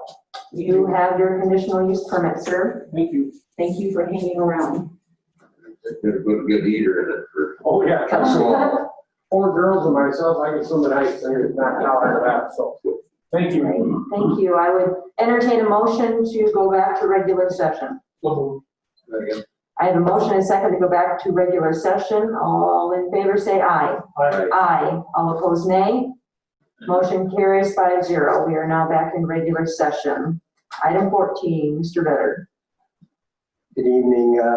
We have one plat tonight, Sundance Development LLC plat. That's for Lot 16 of Sundance Ridge, located in the west half of Section 12, Township 93 North, Range 57 West.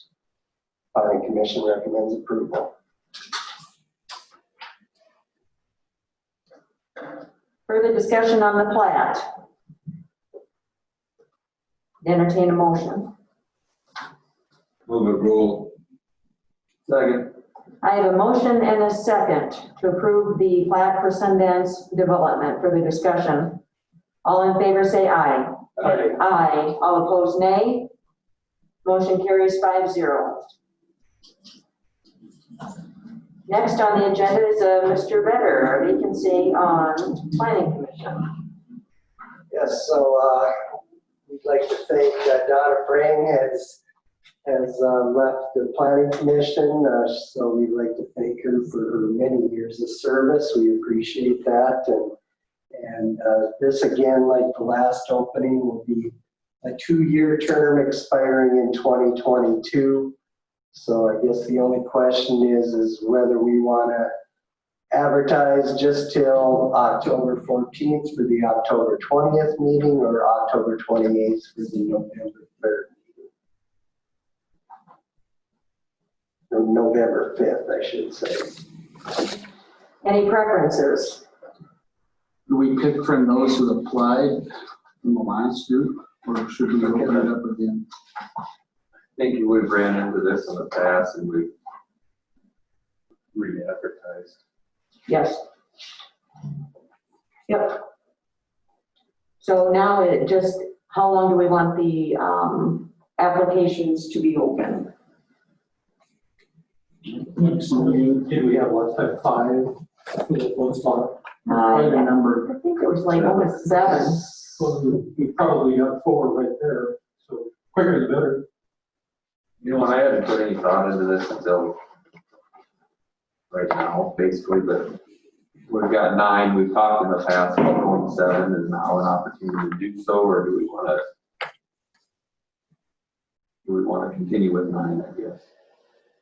We should leave it at 9 because, you know, if somebody's sick, somebody's got a funeral, somebody's on vacation, somebody's always gone. So start dropping it down. I think we discussed the last time that, you know, since we'd have to make an ordinance change, that at least for this go around again, we'd stick with the 9 and then have that discussion. Okay. I was thinking that there was a reason. Because you do have to change the ordinance. I'd say, give everybody a little more time to apply and go with the 5th of November. Okay, so That would be what I would. is everyone okay with that? Say next meeting, because we got a lot of stuff we're gonna get some things done. We need it pretty quick, and there's a big pool of people who already applied. I guess I would like to have somebody at the next planning commission meeting, because otherwise they're gonna miss the October one. Yeah, either So- date, you're gonna miss the October one. Well, if we do it the next meeting, we do that. By October 6th. I'll just advertise for, And point at the literally at this point, with the being Thursday versus Tuesday, you'd only be getting applicants for like 1 week, 2 weeks. 1 week. Yeah, that's a little short. So we have to get the paper 2-day notice. And so it's up to you. I kind of agree with Don. I think the first meeting in November, we should pick. I'm indifferent and go with that due to the Well, timing. weren't we gonna have some special meetings and stuff coming up? It's kind of what my thought is, and it'd be important to have that person there. If we're But gonna he said we didn't have time for special. I guess. I think we should have some, yes. I guess But I think to advertise At best, we would get it in Monday's paper. Monday, there's no Monday paper. There's no Monday paper, and best we get in Tuesday's That's the paper issue, yes. and have to pick. So, Yeah, good point. So November, the first meeting in November, we need to have applicants before us. Okay. So whatever We'll works. advertise until, for ending October 20. Sounds good. Thank you. So October.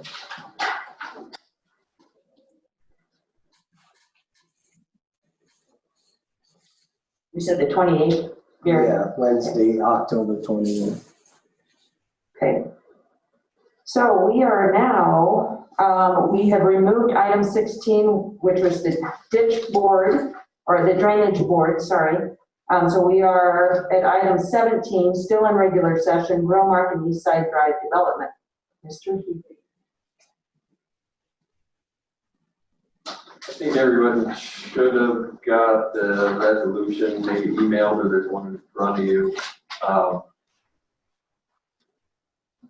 We engaged in conversations with Grillmark, FS, some time ago about East Side Drive. You have one, Gary? I should be one there. You can have.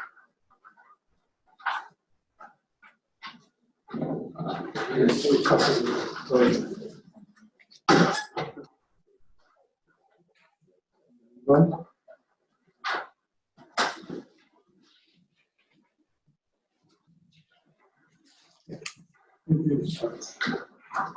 So I think some of the representatives from Grillmark are here. I'll let them take over in a minute. I'll just give a brief overview of kind of where we're at, what's being requested. So the original request or inquiry was, well, if they would propose an expansion on East Side Drive of their facility, what would it take to remove load limits, spring load limits from that road? And we went through some different scenarios. They incurred the cost and pulled core samples of that road, such as we had done just west of Gayville for another gentleman in town. And Mike reviewed those samples, and I think the state advised on those as well. And we kind of came up with what would be an ideal road situation and then an acceptable road situation, a couple different price levels. And District 3 applied for a state grant in conjunction with the county and Grillmark. And that was unsuccessful the first round. And so that kind of brings us to where we're at today. They would like to begin work, dirt work, this fall to be ready for the spring. It's kind of a chicken or the egg. They don't want to incur costs unless they know that this project's gonna go through, and load limits will be removed. And we don't want to remove load limits without having some sort of security for ourselves, for the county. And so that's kind of where this resolution was drafted. The intent would be a $250 essentially bond towards that road that Grillmark would pay. Those dollars would go towards upgrade of that road to make sure it's sufficient to remove spring load limits. And if the state grant or other funding were to come available over the winter, that could be reimbursed to Grillmark. But this is kind of a down payment to get them started. With that, I don't know, or you want to give an overview of kind of the project or what you want to do? Joe, has there been traffic found on that road lately? Not to my knowledge, Gary. I don't remember what the roundabout that way is. I haven't seen a rubber hose across there for decades, so I don't believe I have. there's a lot of traffic on there. Will it be closed for a while? Is it, will it be any chance of being closed for a long time?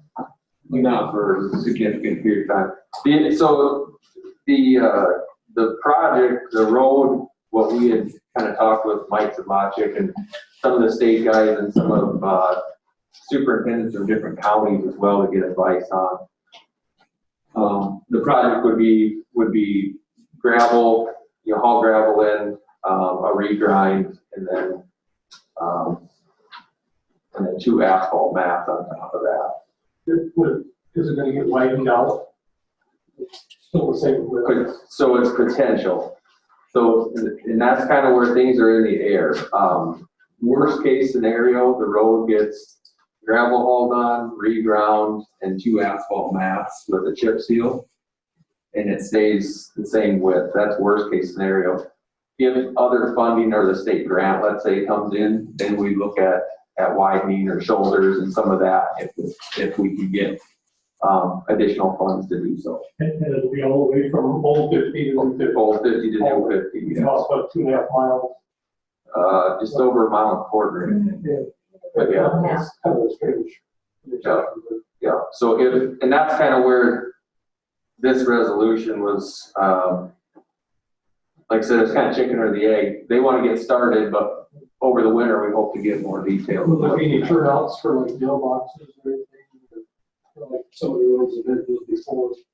So there's places to turn out, or will there be any place for, say, a broke down truck? There's a lot of trucks on there from the country too that come on. Well, It's gonna be just as of now, it's gonna look identical. unless some state funding or something comes available. But as of now, it would be identical. It just would be a better base and new asphalt on it. And the speed limit will stay the same? Nothing will change on it, yeah. Okay, I'll wait. Yeah, and the scope of that, we have a large grain storage out there already. Sir, The Ford. state your name for me, please. Jeff Monti, General Manager of Gromart FS. I'm sorry, what was the last name? Monti, Manthei.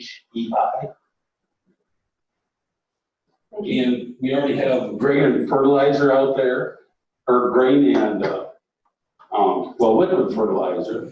And we want to move our existing facility out there that's right in town. And we've outgrown that facility. It's probably built in the 60s.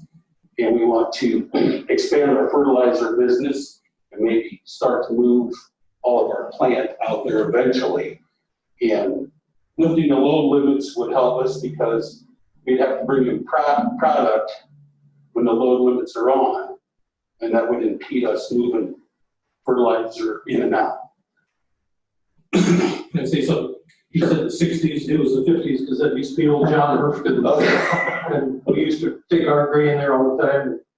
John had a big cigar, anyway, that's. Yep, so even older than we thought, yeah. Yeah. So outgrowing the facility, want to modernize to be able to bring more jobs to the community. We would look at probably 5 to 7 full-time positions over the next 3 to 5 years that would add to it. And getting all the traffic from downtown or on the edge of town out that way.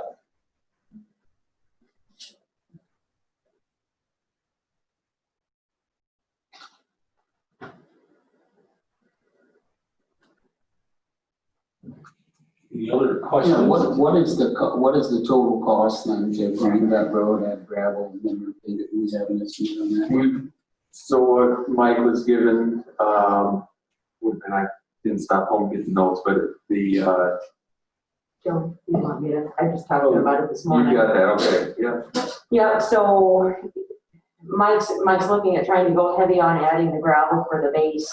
And was it 2 inches or 3 inches, Don? I got about $700,000 written here for the county to do the work, except for the grinding.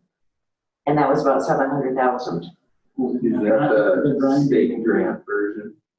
Or is that? You can look at that. Is there any way you can improve that road without grinding it? Yes and no, and the preferred method would be to grind it to incorporate extra gravel into that base. So And then they would inject the base, sorry. It's been a good road for a long time. It has And they grind it, we know what happened to 303, we got all kinds of patches on it. This question. And is it still about 20 grand a mile to grind plus mobilization. So we're looking at probably 750,000 with grinding, give or take. Roughly. I think we had in the meeting that day, the economical version, if there's no additional funding. And that came out to be, $314,000, and then the county has, or it was 276,000, I believe, and the county has, $50,000 or give or take worth of work slated in the next 5 years. So we got the remaining portion was the 250. What? Is where that What's the bill hired out to redo that? I guess that's where I'm at. And, you know, not minus anything. You just got it. I'm trying to get it overall. If we get state funding and everything, we're at that 7. Yeah, and that was for the road that you would like to have That's the at the end. The ideal road we would like to have, not Yankton County doing work hired out, no state grants, what's the cost? Why wouldn't Yankton County do some of the Well, if work? we're hiring out. It should be competitive. Well, we're hiring out the grinding, right? And Right. the gravel, I mean, okay, so I'm just curious at the actual real I think Mike cost. plans to all his own gravel and do most of the construction part of it. But the gravel will cost too, because we purchase it in bulk, of course, but. Those costs are total project costs. Assuming we hire out the grind, where we don't have capabilities, we hire that out, and then we also have our ways. What is the total cost? Is it 700 or is it more than that? Should be that 7, whatever that figured out to be. Yeah, it wasn't quite 700. And that's widening that out too. Does anybody know about what it's gonna cost the county? And actually, that's not. Is it gonna cost the county anything for this? What was discussed is if there's no state funding, if nothing comes through for funding, it'll cost the county, and forgive me, I don't have it, but I want to say whatever it would cost to chip seal that road, which is already in the 5-year plan. It's 20,000 a mile. So it was like $32,000 I have in my head is what the county. I just asked that because I thought, well, why do we want to take a good road and fix it for somebody else and then have the county pay for it when it's already good? But that's why I asked. But Yeah, 30,000 I can understand. But I was thinking if it was $500,000 or something, well, what's in it for us? That's what I'm asking. The road does need some work though. It's been a while since And plus you're gonna have to reroute all that traffic for, however long until it gets finished. And there's only one way with that. So forgive me, Joe. Yes. He already had a 1.5 inch mat in his numbers and I added 4 more to it. So it's more like 500,000. Because he had that and I was supposed to add that number. So it's about 500, forgive me. And so I guess the gist of it is the final numbers on that road, if it's widened, if there's any extra work, probably boils down to if funding from the state comes in. What we're looking at, or the intent is to look at worst case scenario, there's no outside funding. Growmark would put in $250,000 into the road. And the county would put in the 32,000 to 50,000. Again, we already have those dollars allocated to that road in the 5-year plan. So that's kind of how we justified it. In some of the conversations, the thought was there's other businesses that utilize this road. The county uses this road. So to have one business incur the cost of an entire upgrade may not necessarily be a fair assessment of it. But I also don't think that the county needs to take on that challenge either. And that's where the difference was the dollars we are already going to be spending on that road. Was there any talk to the other businesses on that road and see if they wanted to partner with us? Because they would actually receive a benefit of a better road as well. You know, all of that needs to happen. All these details need to happen. This is really what this is they would like to start work this fall on their work. And they can't proceed without some assurance from us, and we don't want to give them the go-ahead without some assurance, and that's where this $250,000 came from. That worst case scenario, that road is upgraded at zero cost to the county outside of what we already plan to spend. So if any outside funding would fail, we have the option for a TIF district Correct. to collect the new taxes off of that area over a 20-year lifespan.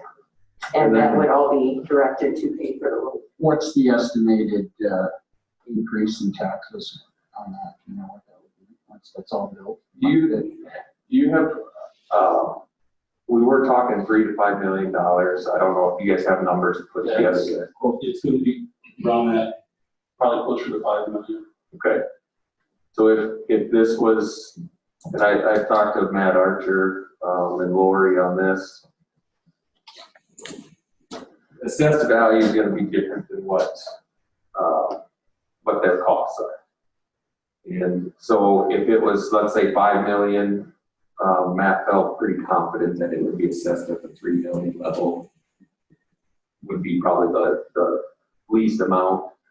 At $3 million, it would be $50,000 a year, roughly. I think it's 48,000 and change. Well, they're assessed at over 700,000 now, and it's about 9,700 and change it's right now. So if we're looking at a $500,000 project over 18 years, that's about $28,000 a year. And you use 18 because you never get the full 20 on a tip. So, and that's something too, sorry, go ahead. Discussing the discretionary formula as well, because if they follow that, it's 20, 40, 60, 80, 50, 100%.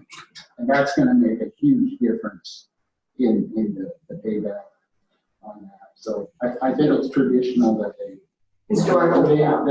The discretionary formula when they do these things, especially with the And we talked some different ways of discretionary formula too. We cannot change we can't change the discretionary formula for certain entities. But they can choose to. They can, that's correct. And that might benefit everybody especially if it's a tip. So how long do you think it would take to construct this process and make it move? We'd like to have it up and running by the fall of 21. And would you move there permanently by then? The fertilizer part, yes. You plan to keep the green thing here down? For a certain part of it, yes. This is just one phase of the project. Right. This is just one part of it. I mean, as the other phases go on, as they move out there, they're probably gonna spend another 5 to 7 million or even be a full thing. Well, something by here. I live out there. I use that road almost every day to go to the farm. I wish that road was all potholes and crappy. But it's a pretty darn good road. It's been kept up and there's a lot of traffic on it. So we're gonna take this road and we're gonna make it better, but it's not gonna be any wider. It's just gonna be better. And the advantages for this company, that they're gonna get the main benefit out of it. Plus the traffic is gonna increase probably. I would like to see the county doesn't have to pay anything. The $23,000 for the chip seal, we don't pay anything because we're not paying anything. We've got a good road. You need it improved. I want you guys to pay for it. we'll keep our 23,000 because we need that for something else. You'll probably hate me, but I don't care. That's the way that I think, and I think that because you want it, you're coming here looking for help, that you should pay for it. Now, 23,000 to you guys, that's a drop in the bucket. 23,000 to us trying to make our balanced budget is tough. So I'll be in favor of it if you pay all the bills. But to grind up a good road like this, like I say, I wish it was all potholes and just a rotten road, then we gain something out of it. And that, Gary, is actually at the county's request. And likely that would not happen until some of the project But is done. because you got all these ifs and maybes and kind of maybe get a grant and all this stuff, and that's just air to me. So that's the point You of don't the know. security bond. You know, we might have 2 floods next year like we did last year. We might have another pandemic. You don't know. So Yep. I'm in favor if it doesn't cost the county anything. But if we gotta come up with $23,000 to get a better road for them, because like I said, if it had potholes in it and it was a rotten road, I'd say, yeah, go for it. But we're not gaining anything. Most of the time, it's gonna be shut down, there's gonna be inconvenience for all the people who come from Irene, Mission Hill, come to work at Mark's Machinery and all the people, Figletsky's and John Deere. There's tons of people who come there every day on the road. We'd be adding jobs and revenue to the community. So, well, that's actually. Correct. Yeah, so again, kind of the way I'm looking at this and how we kind of felt is a couple things. One, worst case scenario, it costs the county the same dollars that we already have allocated to it. We're looking at increasing our tax revenue by $50,000 a year. Increased jobs, and then I gotta find the statement in here.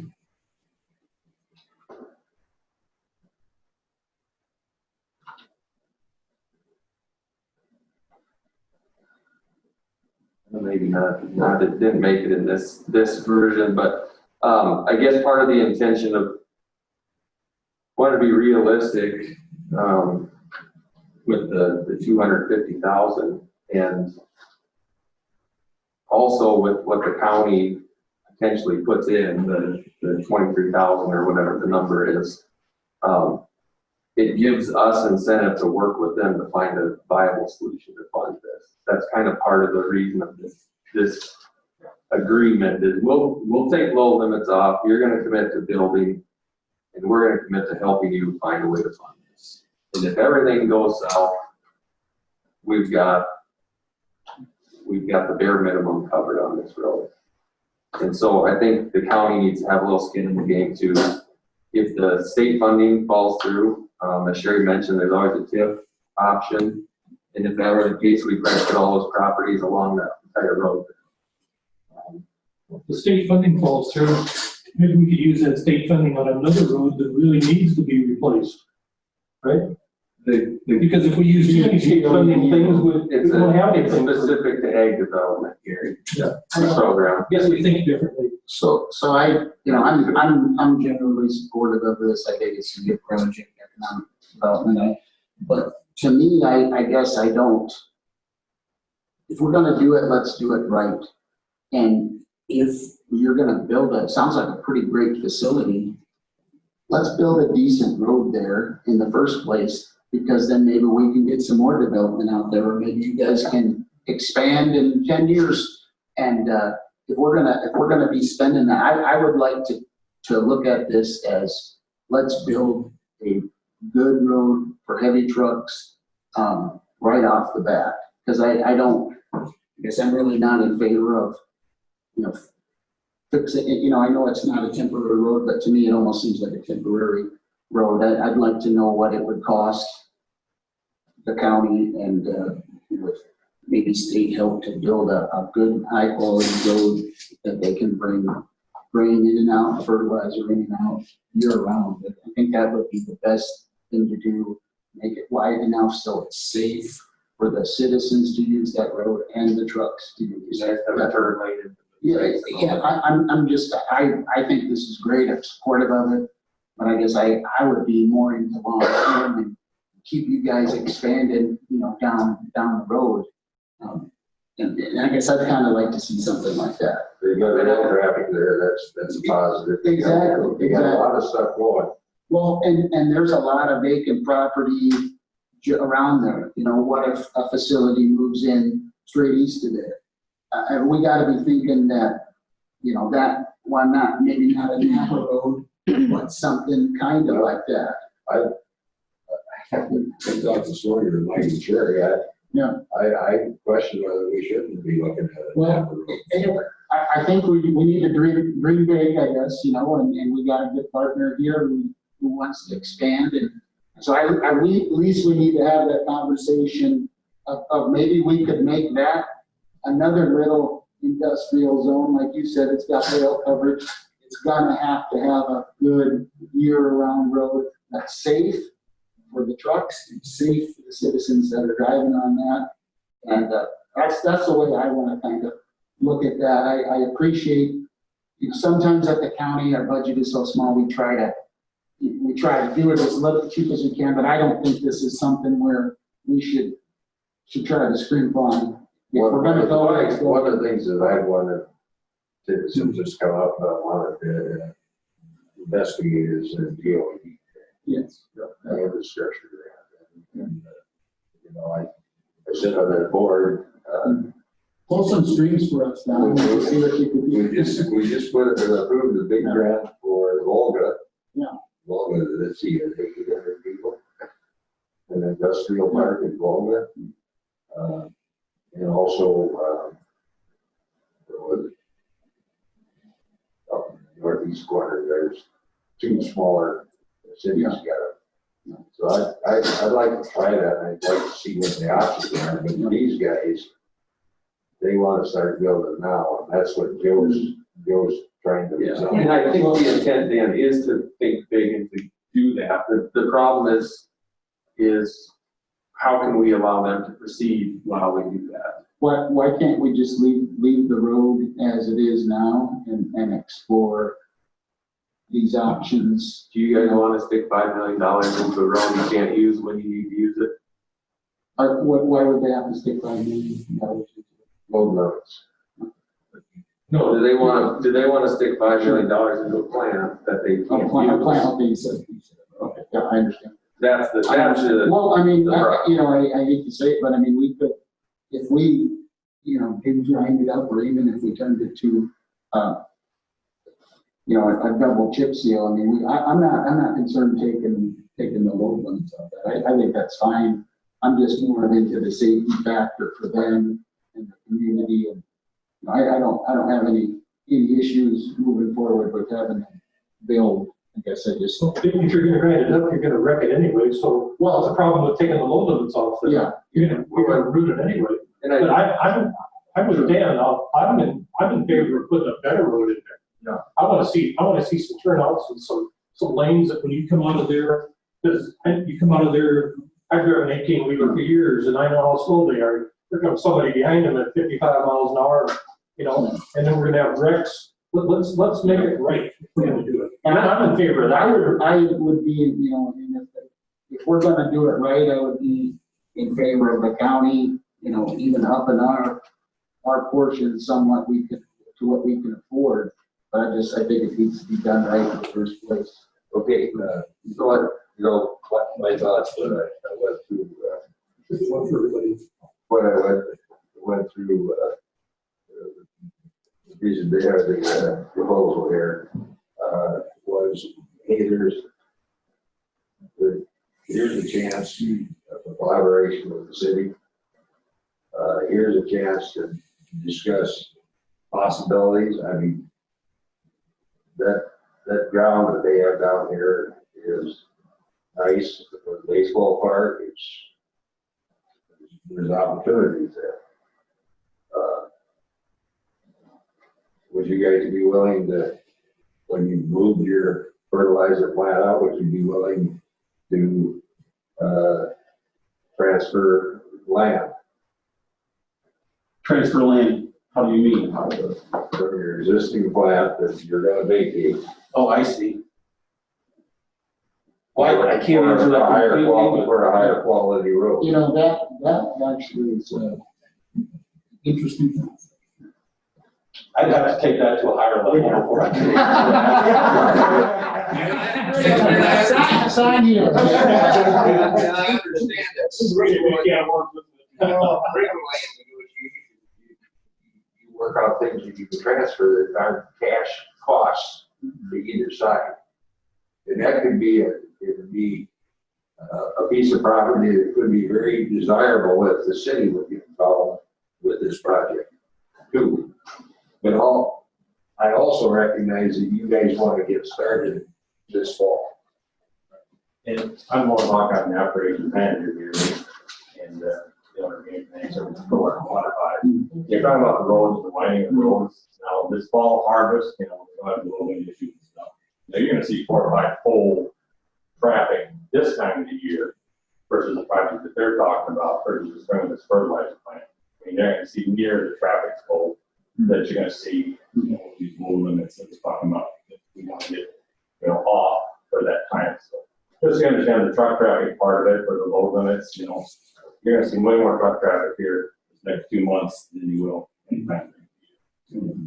We'll take the load limits off for the fertilizer plant, and you're gonna see that, it's gonna be a quarter of what you're gonna see here. So will you ship grain from the railhead? Say that again? Will you ship grain out? Well, there's no spur going to the. There's no spur in the Right, right. It'll all out, that'll go No, in. but there's a possibility of getting one if you want. There's a lot of possibilities. We're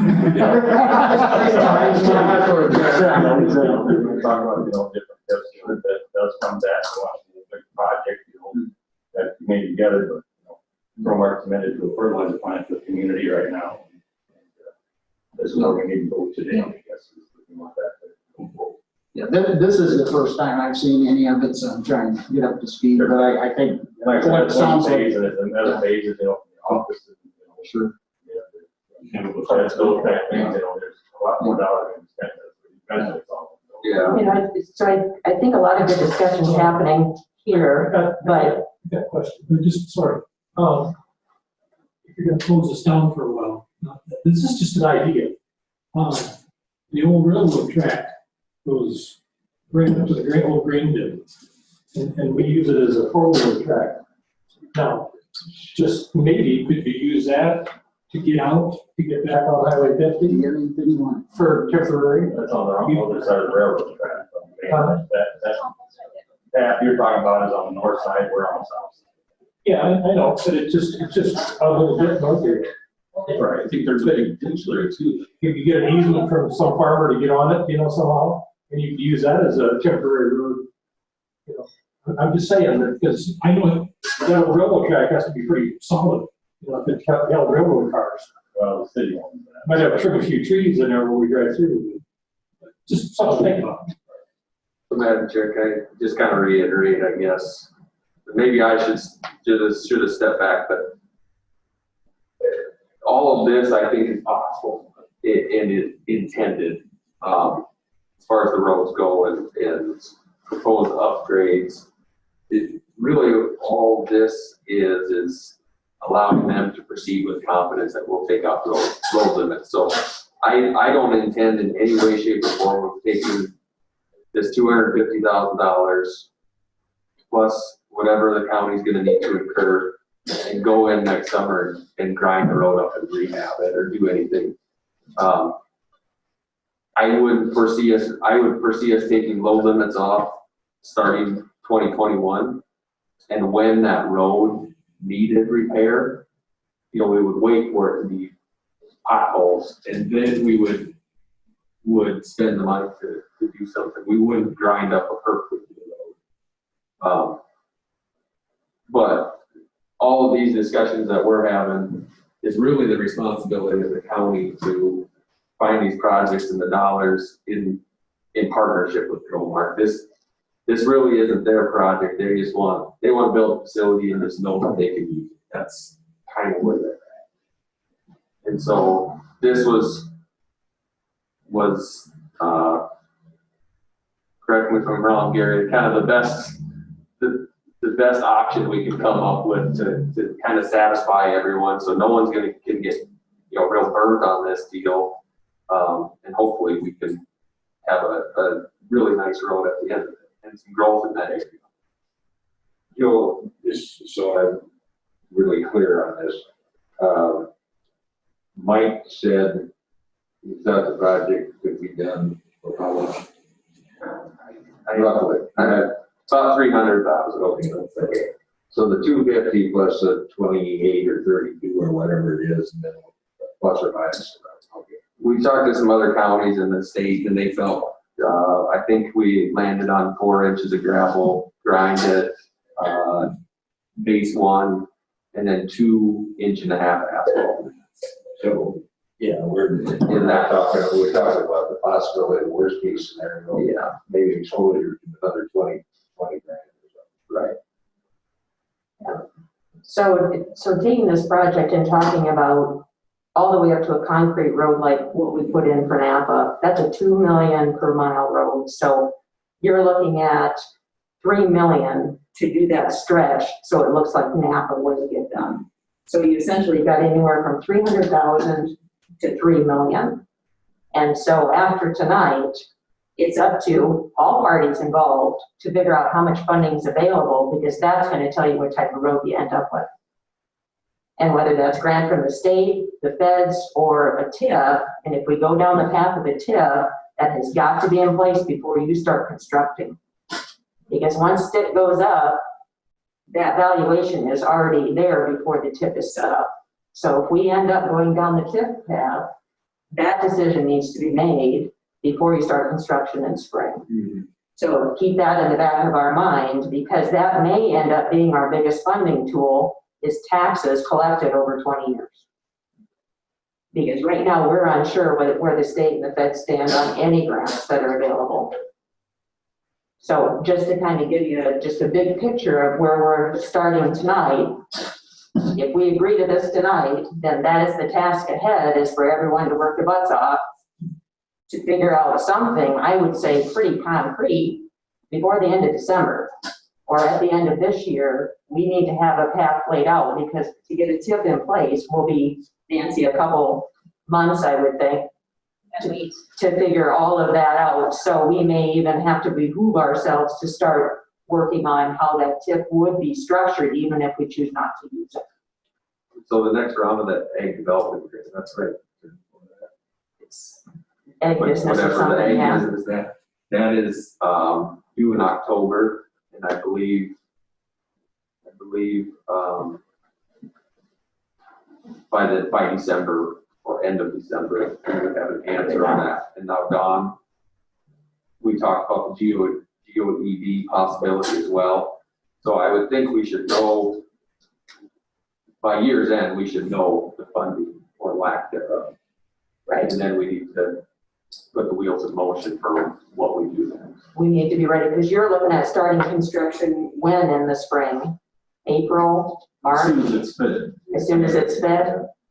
And we don't know anymore after the last couple of years when that's gonna be. And what are you adding exactly then? I know you got some grain storage here. What else are you just gonna add as additional grain storage, fertilizer? Fertilizer. So Gary, we're probably gonna need to go through permitting process, conditional use permits, and those types of things that you guys are also gonna have to be working on. So there's a lot of work to be done. Do you have anything you want to add, Gary? I know you were involved in that soybean planting project. Correct. So Yeah. he's got a lot of experience in these types of things. No, I think this is the right path, like you said. It's a lot of work to try and accomplish in a short amount of time to figure out all the funding sources, but it's a good project, and we hope to get something moving forward.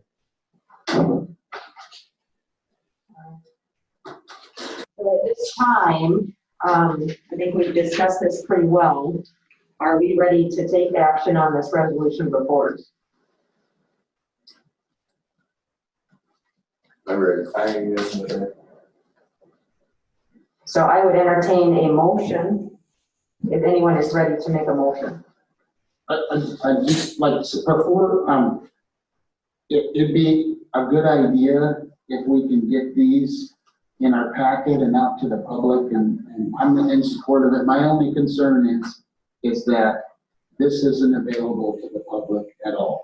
And nobody in the area, except that I didn't even get this till I came and sat down here tonight, and I haven't really got a chance to even review it. And I guess I'm wondering,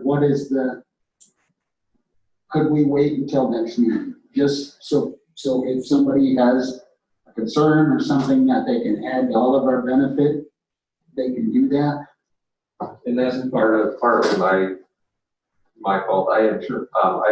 Patty sent it to the state, to find out legally if we can do this, and we can. And then we were waiting, from the state's attorney's office, I didn't want it out there if there was an issue or we had to make changes. So I asked Valley not to have it in the packet yet, so. My only thing is, we try to be open and transparent, and part of that is having that so the public knows what's going on, and even myself, I didn't even know until I sat down. This is the first I've heard of it. I think it's all good, but to me, public input isn't. Let me clarify that other issue that I'm wondering about. So you said, the end of 2021 was when you're gonna have the fertilizer plant finished if you start today. We would start this spring, hopefully have it running by You're the gonna fall. start this spring, Right, the coming spring, With the construction. with For construction. the dirt work this fall, we started on dirt. The urgency of this is so you can get dirt work done while you're out there.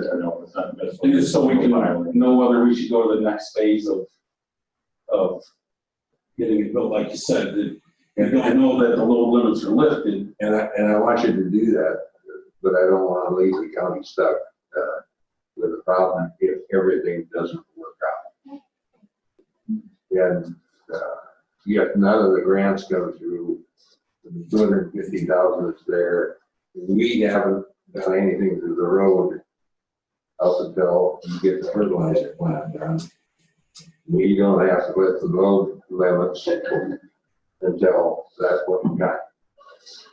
I mean, I'm sure you want to lift it for this fall and next spring and move the grade in and out, but that's the way you got it right now today. Right? Right. This spring, we had 7 ton on that road, if I remember right.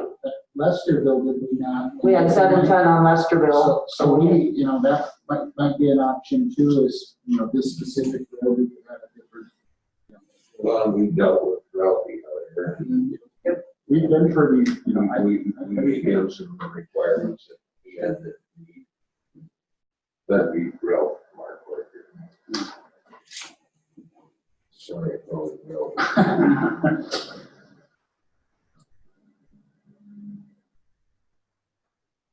Well, I think everything is workable. We just got to come to agreement on how it's going to work out. Right, and that was I guess, part of the intention is they left a deposit or a bond, and the clock starts ticking and we got to figure it out. But I feel that this is enough assurance to move forward. Anyone ready to make a motion?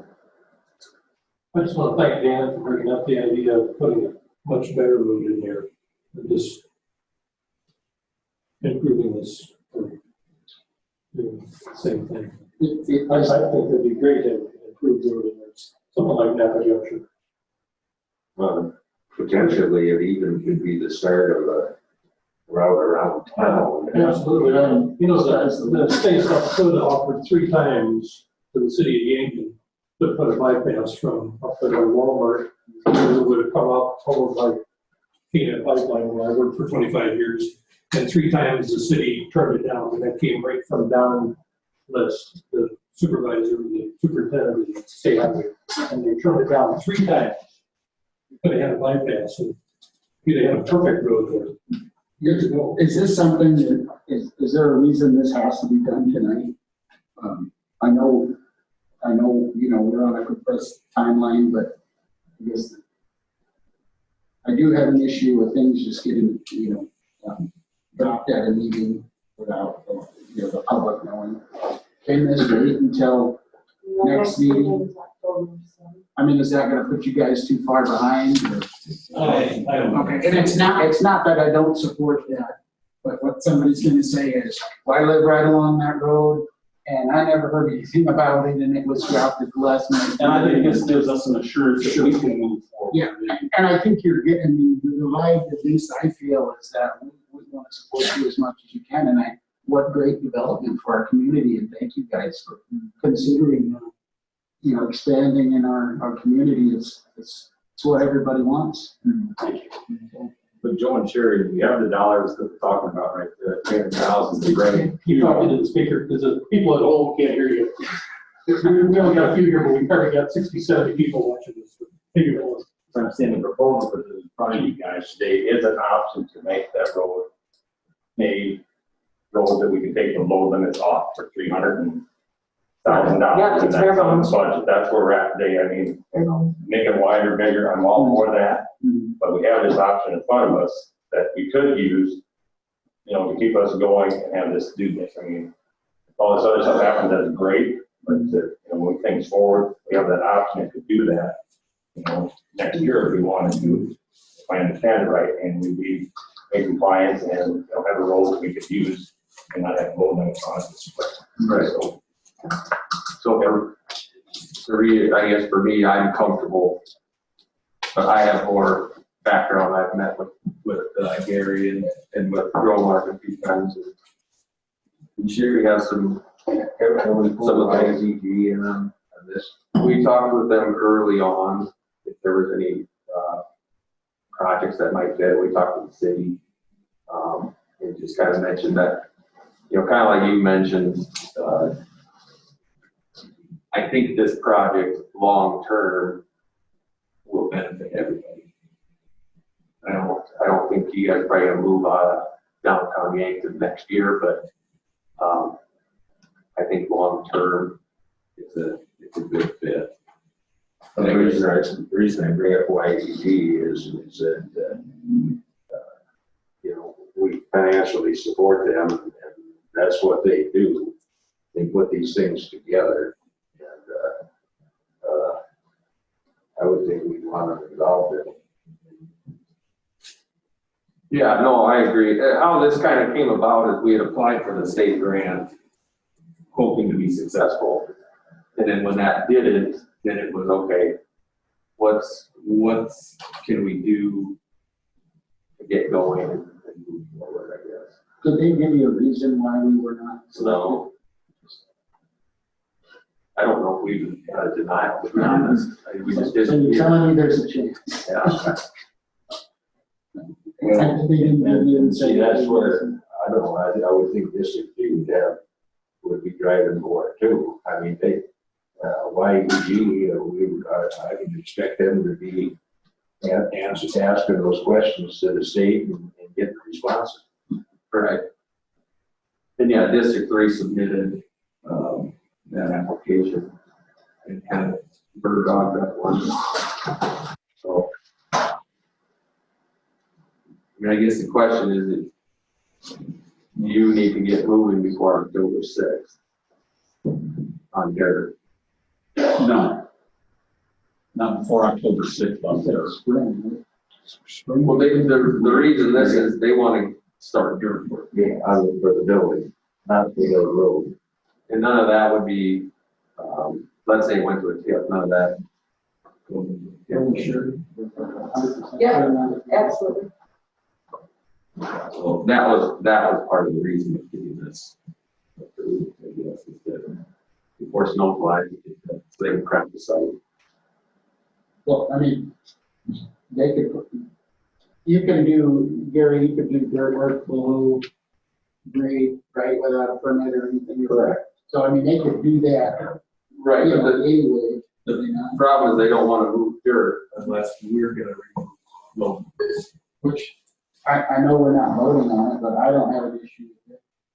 My only issue is that I don't think this was out in the public enough. And we all know what happens when things are out in the public and things get approved like this. There's an instant backlash because people don't think they're getting an opportunity to know.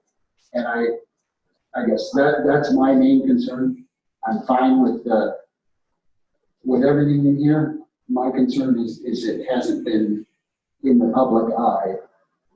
Well, It hasn't even been in my eye till I sat down here. And this is a great project, and I hate to have it be derailed by a backlash of people saying that. And I asked to have that sent out to you. I've not got it. I've not. So at this point, you guys are okay with waiting for us to actually approve this on the 6th of October? Yes. Okay. So unless someone wants to make a motion tonight to approve it, we need to put it on the next agenda for action.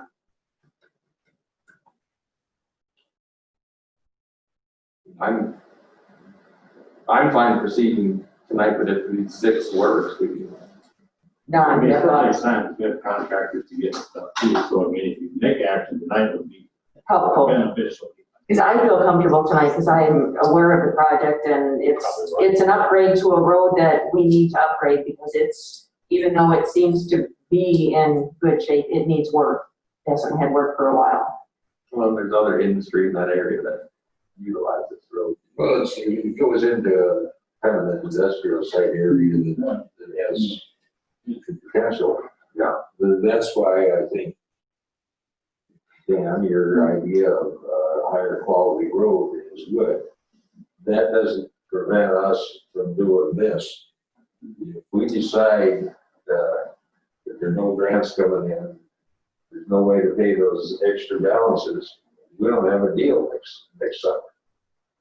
You put the 250 grand in, started your project, but is that the way we're looking at it? Well, we would do the minimum road. We would do the $300,000 into the road. And then later, if we keep applying for grants and eventually get successful, we can put another 3-inch mat on it. But if not, they have to pay for it. If it's the Their 300,000. 250 is, yep, their 250 is ours. But if it's the $300,000 or $350,000, you do it. We get 250 from them, 30 from what we was gonna do, that leaves 70,000 we're short. Yep, That's where it's on, that's where our motivation. motivation to get it. Well, but If there's no grant, it would go to the. To Don's point though, we can't short the county. No, but we have the TIF tool, and that was my point of telling you what we could do for the TIF over the 18 years for the taxes we would collect on that new road. We could certainly pay for the $500,000 road, easy, if we TIF'd it. So So, that might be, that might be yeah, looking right now might be the best. yep, so you go for the grants and everything, and if that's a no deal this year, then I'm 95% sure if those don't pan out, we'll be tipping. I got a question. Deb was the attorney here, but word of mouth stuff isn't worth diddly in the court of law. If we're gonna have this $250,000, we need to have them put it in an escrow account so that if, say, your company gets bought out by somebody or this fails, the grant fails, That's what the bond is. this $250,000 is in an escrow account and we'll guarantee that money. It won't even be an extra, Gary, they'll write a check to Patty, put it in. Not tonight. As soon as Yeah.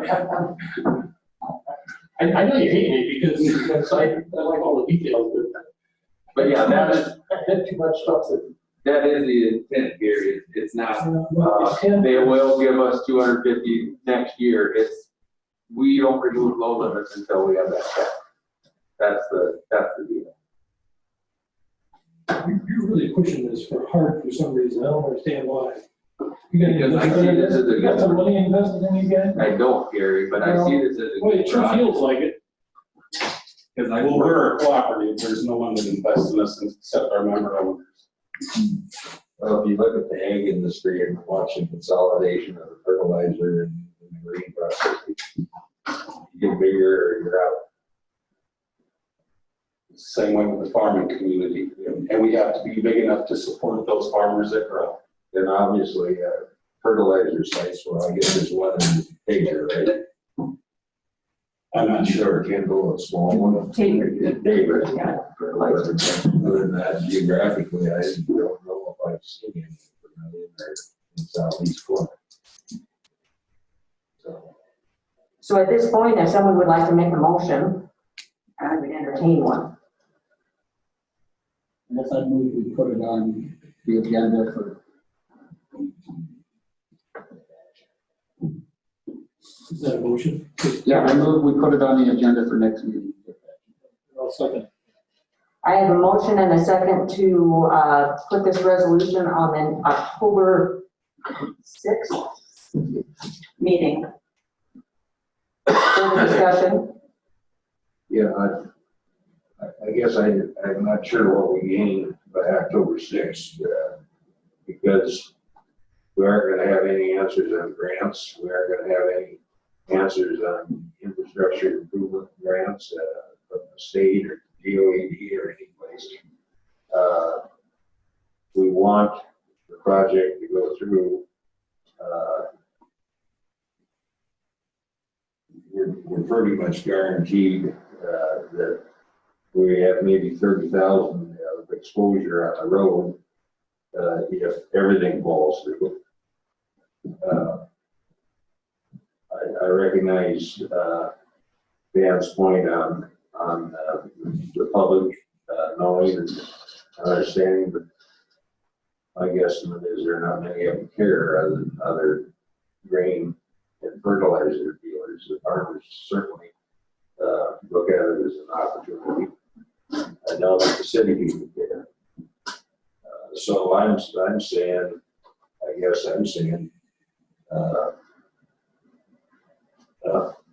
I don't see what we gain, but if we said we'll put it off for a year and we'll get all the grants applied for and answered and know everything, and lose their business, they decide to go to Vermillion or Arkansas or wherever, we've lost. So. Well, they mentioned a couple weeks isn't gonna derail anything. I know you guys want it done tonight. My issue is it's a slippery slope.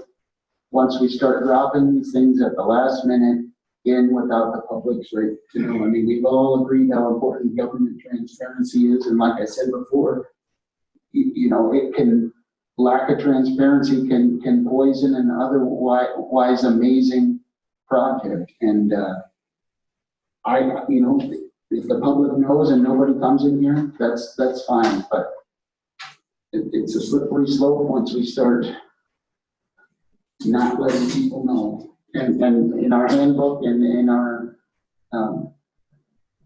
in everything we've said, you know, we try to be as transparent as possible, and nobody can say that was done with this document. I support everything in it, want to see these guys pass, but it's up to us as elected officials to have an open government where we discuss things, people can know what's going on.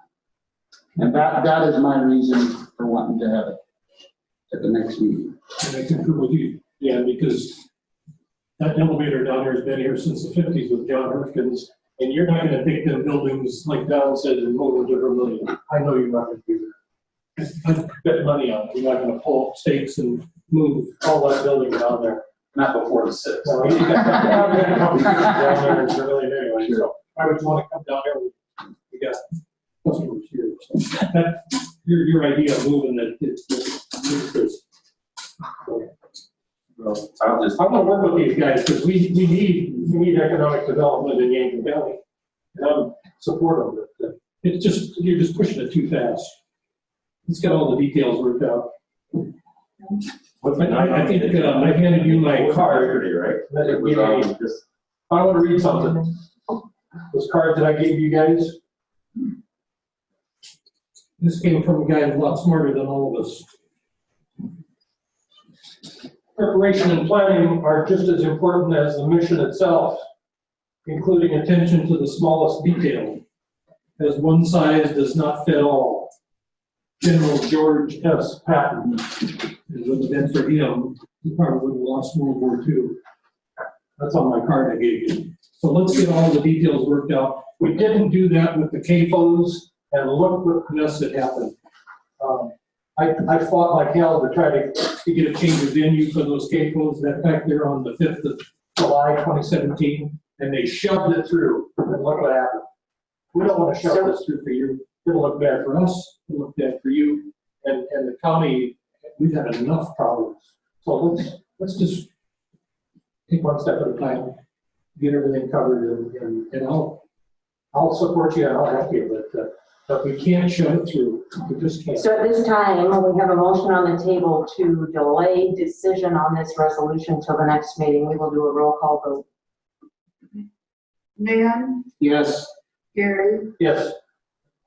Don, No. Joe, No. Sherry, No. So at this time, I would entertain a motion. Move approval of resolution 20-6, partnership with Groveland. I have a motion to approve. Do I have a second? Second. I have a motion and a second to approve resolution 20-6, which is a resolution in support of Growmark expansion and improvement to East Side Drive in Yankton County. You can amend it. We got to vote on the amendment. My amendment would be, approve the resolution,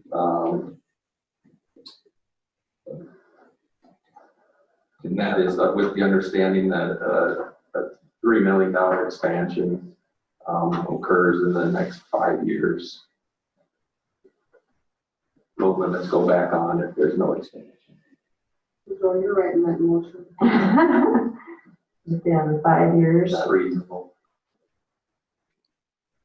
We're gonna have a discussion. Load limits. You'll have your expansion done within 5 years. Oh. So what if it's done and then the load limits go back on? No. If the project falls through, then everything's a wash, basically. Load limits go back on then. Oh, a project. If it fails, yeah. Yes. The project fails, low limits go back on, Okay. you're reimbursed. Sure. Okay, I understand. So it- Part of the justification is our increased tax base down the road. Yes. Okay, so essentially Joe is amending his motion to approve with a 3 million expansion within 5 years, or load limits will go back on that road. Did I get that right? Yep. So do I have a second to that amendment? Second. I have a second. So at this time, we will vote on the amendment first. Can I have discussion? Yeah, if you'll give me a second, I'm going to repeat the motion. So the amendment is to add the clause that a 3 million expansion has to occur within 5 years. Otherwise, load limits will go back on that road. Discussion. In how many years? 5 years. So if in 5 years with no load limits, that there won't be much of a road left.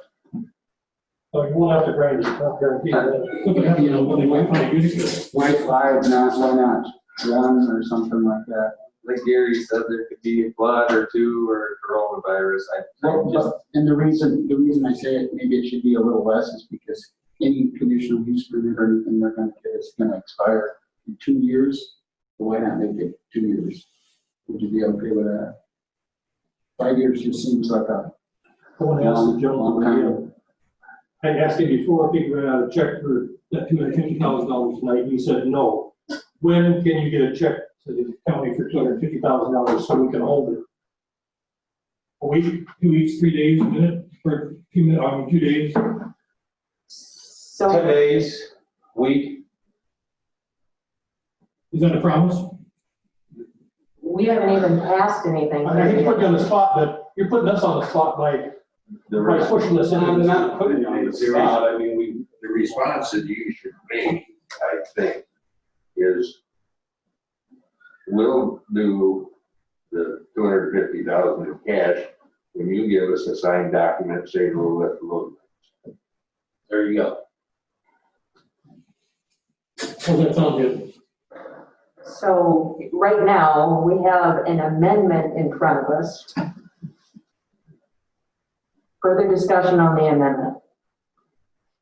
So we will do a roll call vote on the amendment, which is adding the clause, the 3 million expansion within 5 years, or load limits will go back on.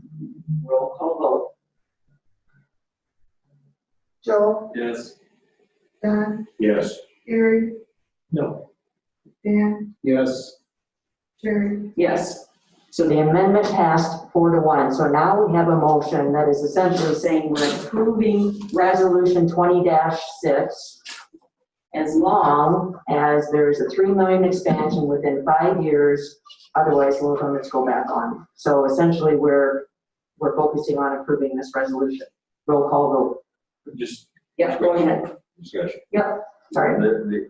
What I would like to see from us, from the county commission, is an effort to meet with these gentlemen, YEPG, and a representative from GOED within the next 2 weeks, if possible, to see if we can't get these grant answers and things going.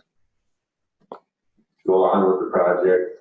I don't have any problem with this. This is just, the intention should be that we get the professionals that we hire to do this involved in it and help us. One thing to add, Don, maybe we should get some city of Yankton representation, to add that in there as well for what you brought up for future. I think that's good. Are we still in further discussion? Yes, if you'd like to comment. You know, like I said, I don't have any problem with this. My problem is with, you know, kind of what I feel is a little bit of a lack of transparency. And I know Joe and Sherry, you guys have been working on this, so you know, I didn't know anything about this until it was dropped on my, Don, did you see any of this before this evening, or were you aware of any of this? I was aware, maybe for several months that there was interest. Sure. In the movement, but I haven't been involved in any negotiations. Well, I guess, you know, when we have, when, you know, our chair and vice chair are working together, I wish you guys would do a better job of informing the rest of the board so we can support you. I know you guys, you have the votes to get through whatever you want through, but, you know, I'm still an elected official of the county, and I would appreciate, if there was no resolution, this was on my desk when I stayed I here. asked it to be sent to you. Well, and I emailed didn't you, do make it. the pattern. But regardless of that, the mission statement that we approved for Yankton County is high quality service with honest transparency, honest integrity and transparency. And I think this is a great project that's being tainted by a lack of transparency. And in the future, I would appreciate being involved in these discussions. Thank you. That's okay, Dan. They want to run Yankton County bankrupt anyway, so let them do it.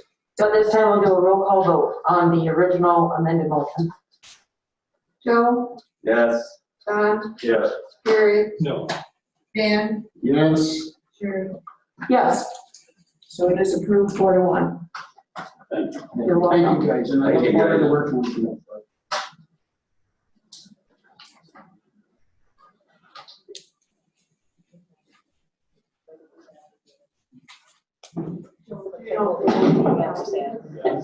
Pardon? Big one. I'm sure they will.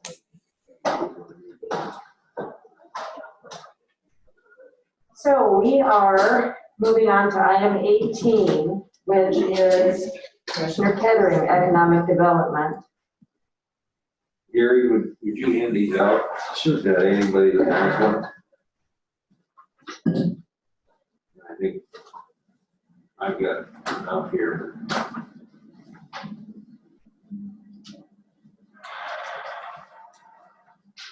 Yeah.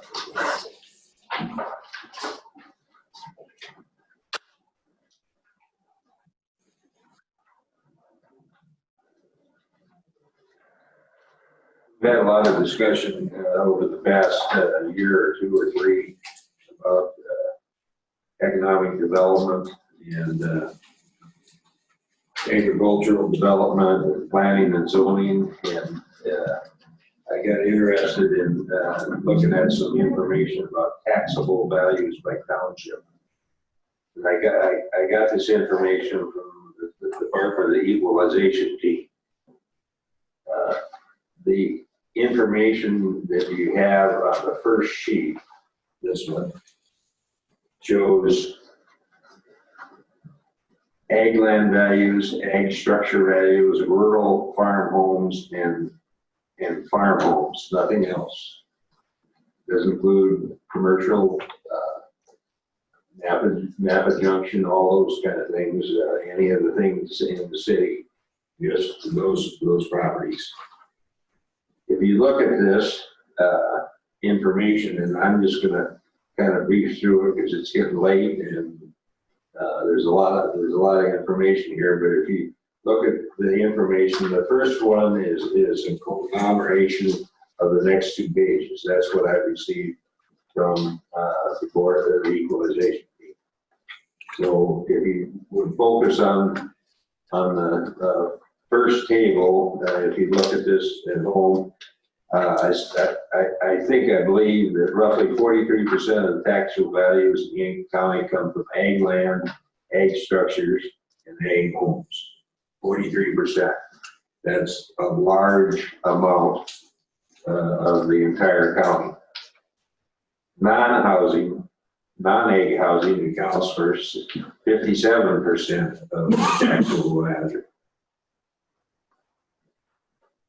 Non-ag houses not in cities account for 18% of the total taxable values. 81% of these non-ag houses are in Utica South, Ziskoff, and Mission Hill South. What I derive from the information listed above there is that our agricultural people have a huge impact over the entire county, and there are more and more people spreading out from the Yankton Lake area into the county, especially heavy in the Utica South, Ziskoff, and Mission Hill. Obviously, that's where some of the problems that we've had around the CAFOs has come, and most of it has been located in those three townships. I want to ask you though, who can name the most recent economic development projects in Yankton County? Let's go back 2-3 years. Well, this was one of your debate questions last night. I watched this now. I'm not gonna, oh, you got, No, I watched it. okay, you got the answers. Well, the answers are that, as I see it, and I visited with Nancy, the answers are Yeagee's oat processing plant, the Dakota Plains Ag, the pellet plant at Napa Junction, and the plant on the east side of Yankton that relocated from Minnesota, and I don't remember the name, Nancy. Great Plains Great Processing. Plains, and then I put the brown trucks, that's UPS. So we've had essentially 6 new businesses start up and hire people and move in and buy houses, promote the economy. Of the 6, and we just listened to a proposal for the 7th. Of the 6 that have already come in, they're all ag, except for one, UPS. Now, there are reasons for that, and it's a strong ag base that we have in the county. And I think that we need to pay attention to that as we think about our planning and zoning ordinances and how the county is going to grow forward. For example, most of the ag projects that come in don't require significant housing and manpower requirements. Most of that's resolved by the individual owners. Most ag projects significantly help in marketing ag production, thus increase farmers' income. With that, I'm talking about getting at is value-added agriculture, where instead of selling their corn for $2.70, they feed it through a hog or a cow and hopefully get $3.50 for it, or whatever it is. Why does Sioux County, Iowa have a 0 basis and Yankton County has maybe a 50-cent basis? I don't know what it is, Joe, you know today? Right. Yeah, it's right in there, so that our farmers get 50 cents a bushel less than they do in Sioux County, and it's called a basis, and that's the difference between the price in Chicago and your local price. If there's enough local demand to take the product and use it locally, the prices go up.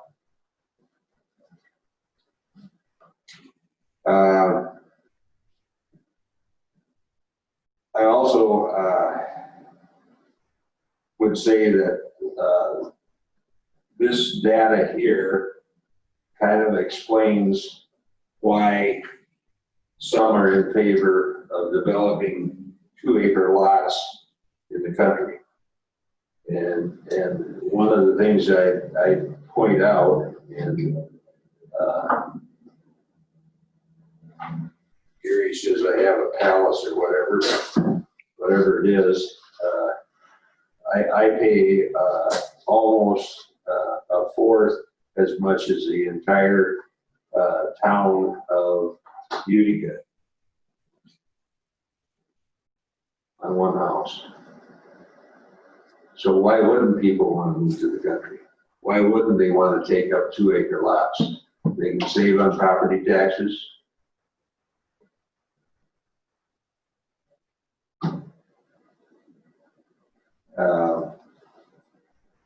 And then the last point that I wanted to make, and I'd be happy to have this brought up for discussion at another meeting, because I put this together. I think it's accurate. I double checked it, but I could have made an error someplace on it.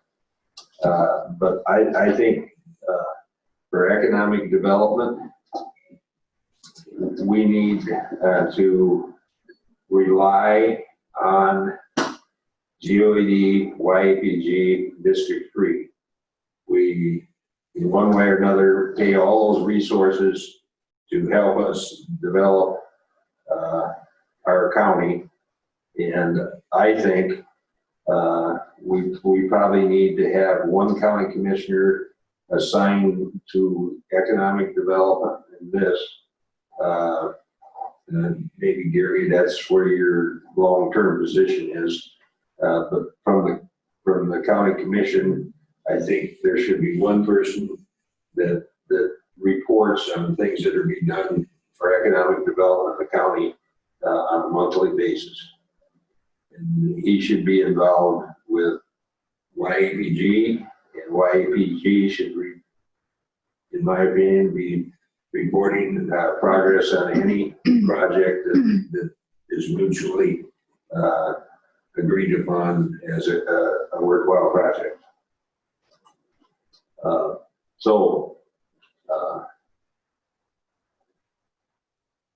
The farmers have a huge influence on our cash flow in the county. If you look at ag buildings by township, I don't believe that any of the CAFOs are in here yet, because I think this is 2020 tax value. So I don't think they're in the value of the ag buildings. But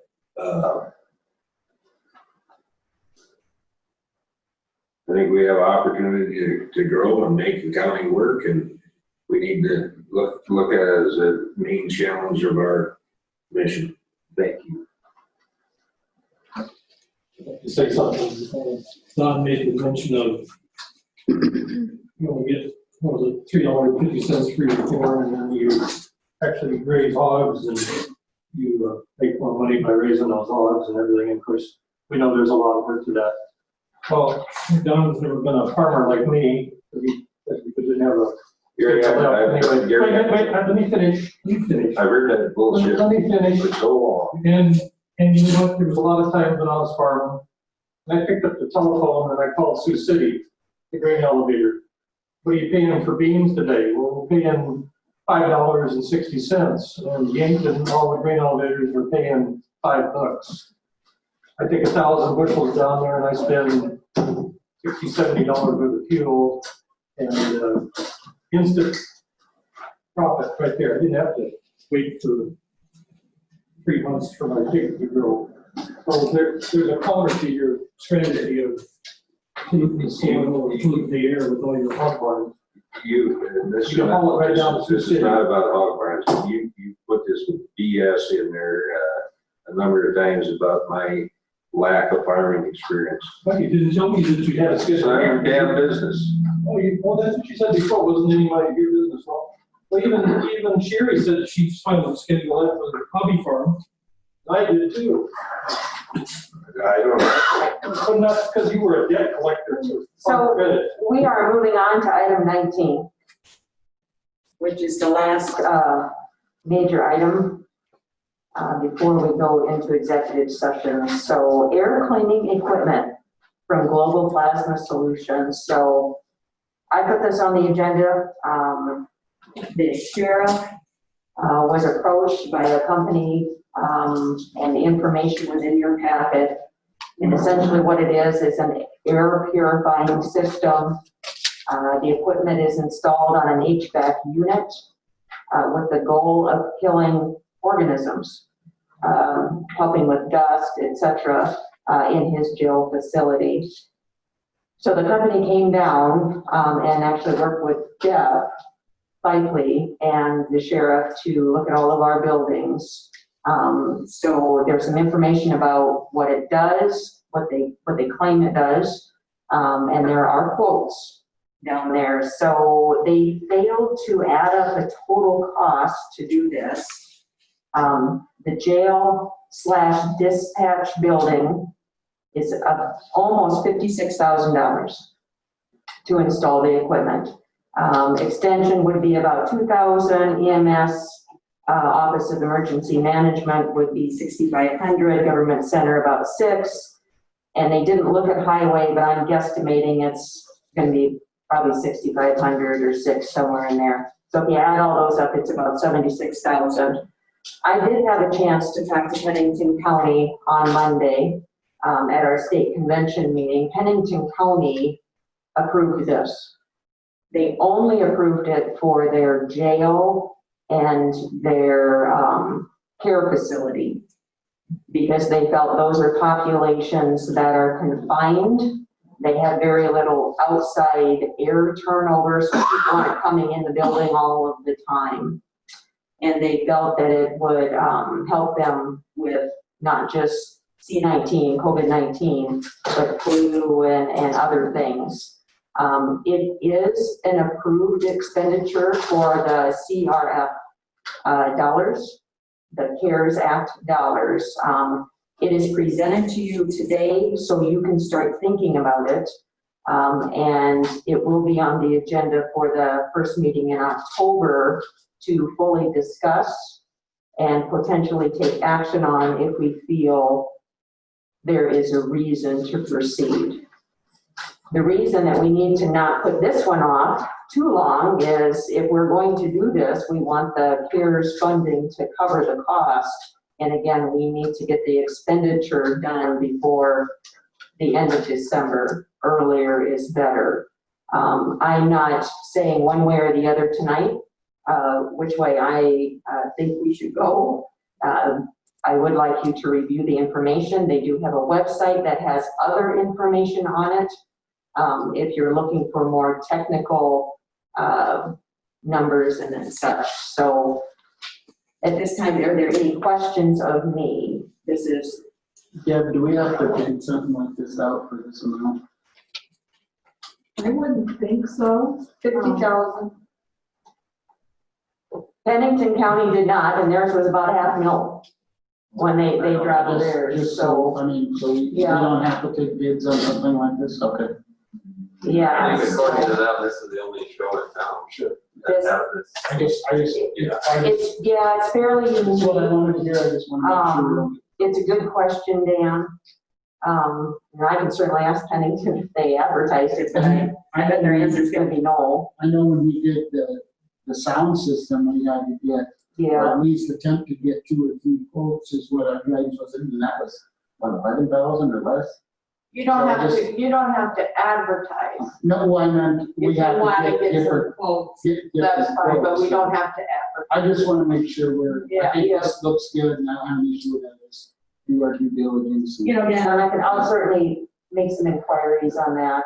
There might not be anybody else who does it either. Yeah. And if that's. Let me make a note of that. I'll look into that. And if we do for some reason need to ask other people, I can certainly, gosh, and when you get into technology like this, everybody is so unique in it. Making sure you're getting similar is a challenge. So bid process. Yeah, if we spend this 57,000, that would be 57,000 less than we could have out of those funds to spend on roads. Yes, Don, it would be. Yep. So you really have to think about what is the benefit of doing this to a building, whether it's this building or the jail building. And one thing about the jail is that while inmates are in there, we're responsible for healthcare. So if you noticed in your claims, we were paying some medical bills for Avera and et cetera. So I think Pennington looked at it as if they could keep even their flu virus down, they would reduce the cost to get medication, doctor's appointments and things like that. I think that's the driver behind why they chose to put it in their jail. I think the jail is a good point, because last year we were about $1 million revenue, we're down 400,000 this year alone. And keeping, those individuals who are confined as healthy as you can, I think that's a good point. So I think that's why they chose their jail, because I asked, did you put it on any other building? And they said no. That was a combination of COVID and. Women's, yeah. Sure. But also, the numbers have been significant down due to COVID as well, so yeah. So if you have questions on this, you're more than welcome to contact the sheriff, get his thoughts on it, talk to Jeff here, because he gathered the quotes and he talked with the gentlemen while they were there, or while they were here, or go out to their website if you would. So, but I think we either need to do it or don't do it by next meeting. So, and I'll look into the bid process thing. I would support it on the jail and, for certain. And what was the cost for this building, the government center and the emergency, and the ambulance? It was about 5,000 for the ambulance. What was it for this building?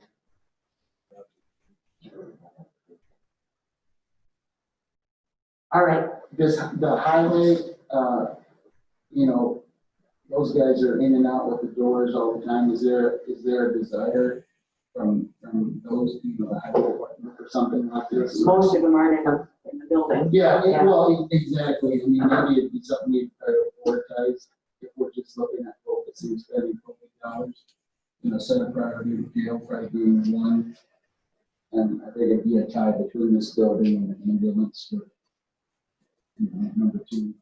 We do have a lot of, elderly people that come in and pay their taxes in this building as well.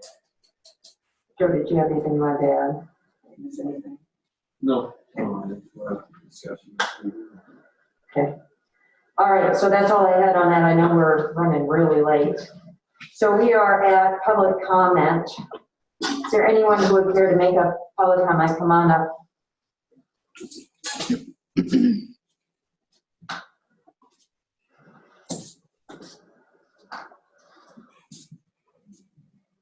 Louis Johnson, Bottom, South Dakota. I want to talk about something that Don brought up. The non-egg houses in the county. I have no idea how many there are or they aren't, but I know of 4 houses out by the lake. One of them belongs to a retired cow-calf operator out of the Sand Hills of Nebraska. One belongs to a guy from down by Pierce, Nebraska, livestock feeder down there. One belongs to a retired dairy farmer from Olivet. And one belongs to a hog feeder from Lamar's. with the exception of the retired cow calf guy and the dairy farmer, the other two are weekend homes. And I just got word that there is a pig farmer from Tripp bought a $50,000 lot out by the lake to put up a weekend home.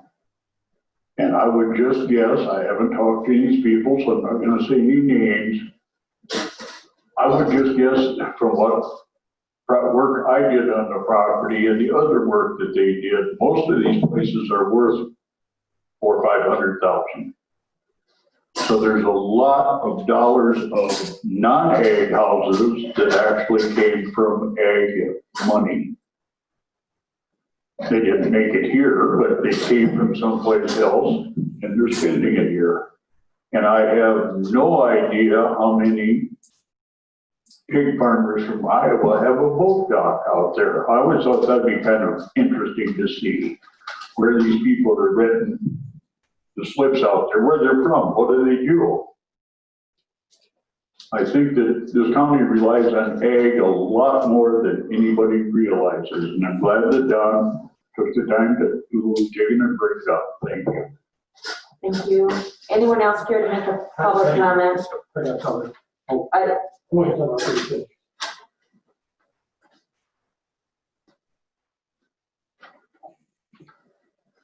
Well, the only thing I want to bring up, that I want to remind you folks, we are going to select the next planning board member, that we do have an election coming up here on November 3rd, and that pushes your meeting down later in the week. Consider that when you're choosing your member. You might want to speed that up a little bit.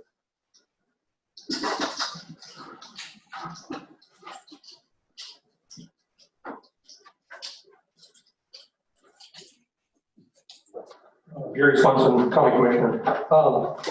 Last Saturday on the 12th of September, Dan Klimish and I had the great honor of seeing the dedication of the bridge on Highway 50 going west to the Shield family. Now, just received a letter from the Department of Veterans Affairs. There'll be another bridge dedication on October 3rd at 1 o'clock in front of the courthouse, just like here before, for the Kokesh Bridge. And he was one of the other 4 members that were killed there. There was other ones too, but from this area. And it was a great honor that I was there and Dan was there. I didn't see any of the other commissioners there, but it was raining and I don't know, Dan and I are used to being on rain. We haven't melted yet as we did. So anyway, I'm glad to see that the state is finally doing something for them. So, yeah, thank you very much. All right, public comment is closed. We are now at commissioner updates. Would anyone care to start? Well, I attended the YAPG meeting week before last. They've got one project that's quite interesting that's moving forward, and hopefully will come to fruition.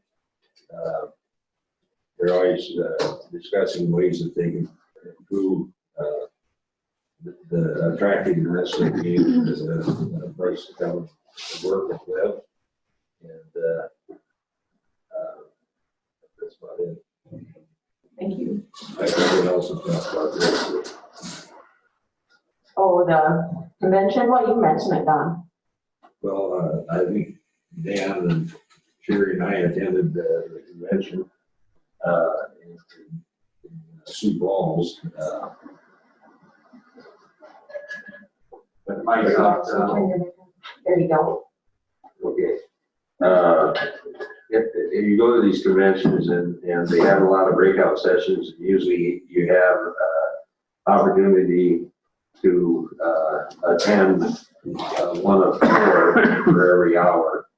And I'd just say I went to a session on comments on public comment. That was very interesting. And it suggested one of the things that we don't do is that I think we should consider doing is they suggested that we post on the agenda the ground rules that we have for public comment and have it on every agenda. So that you have a standard, you follow it, you don't deviate. They do allow, throughout the state, they do allow if a group of 5 people come in and all want to talk, but then they decide, or they have previously decided that one person is represent them. They do allow additional time. Usually the time seemed like a standard of 3 minutes. It was pretty standard. But they might give them 5 or 9 minutes or something to talk. But the important thing that they had was you need to let people talk. They need to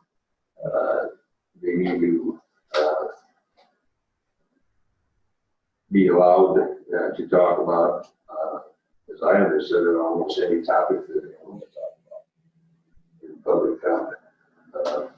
I went to that too, and yeah, that was very interesting. Yeah. And then the commissioners, cannot make any comments. They said.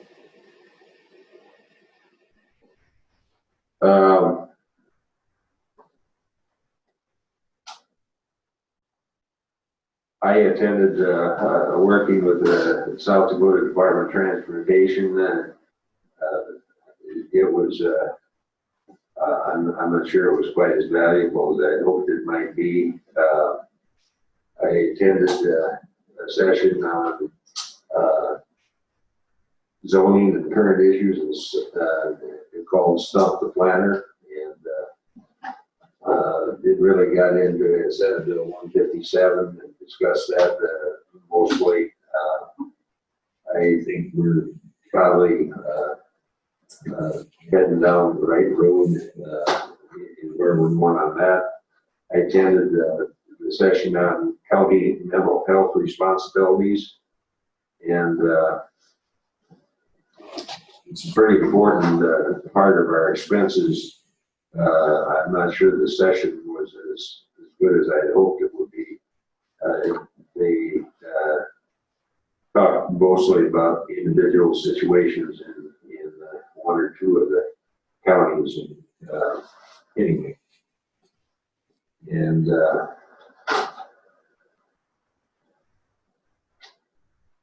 guess that's thought it was a good session. There were some things that weren't highly valuable to me. There were some things that were very interesting. Did you have a chance to talk to other commissioners from other counties? Thanks, Don. Gary, go ahead. Okay. I had a conference call yesterday with Washington, D.C. It's pretty much every 2 weeks. And that all came about from my going out to D.C. after all the commissioners from all states were invited in 10 state blocks. And it was just almost exactly a year ago that I went out. I drove out and met the vice president and got to see the Pennsylvania, the Flight 93 where the plane went down and everything. But the biggest disappointment I had was, South Dakota has 66 counties and about 3 to 5 commissioners in each one.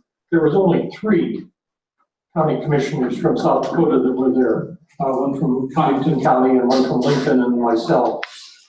We just gave a wealth of information and connections with other people.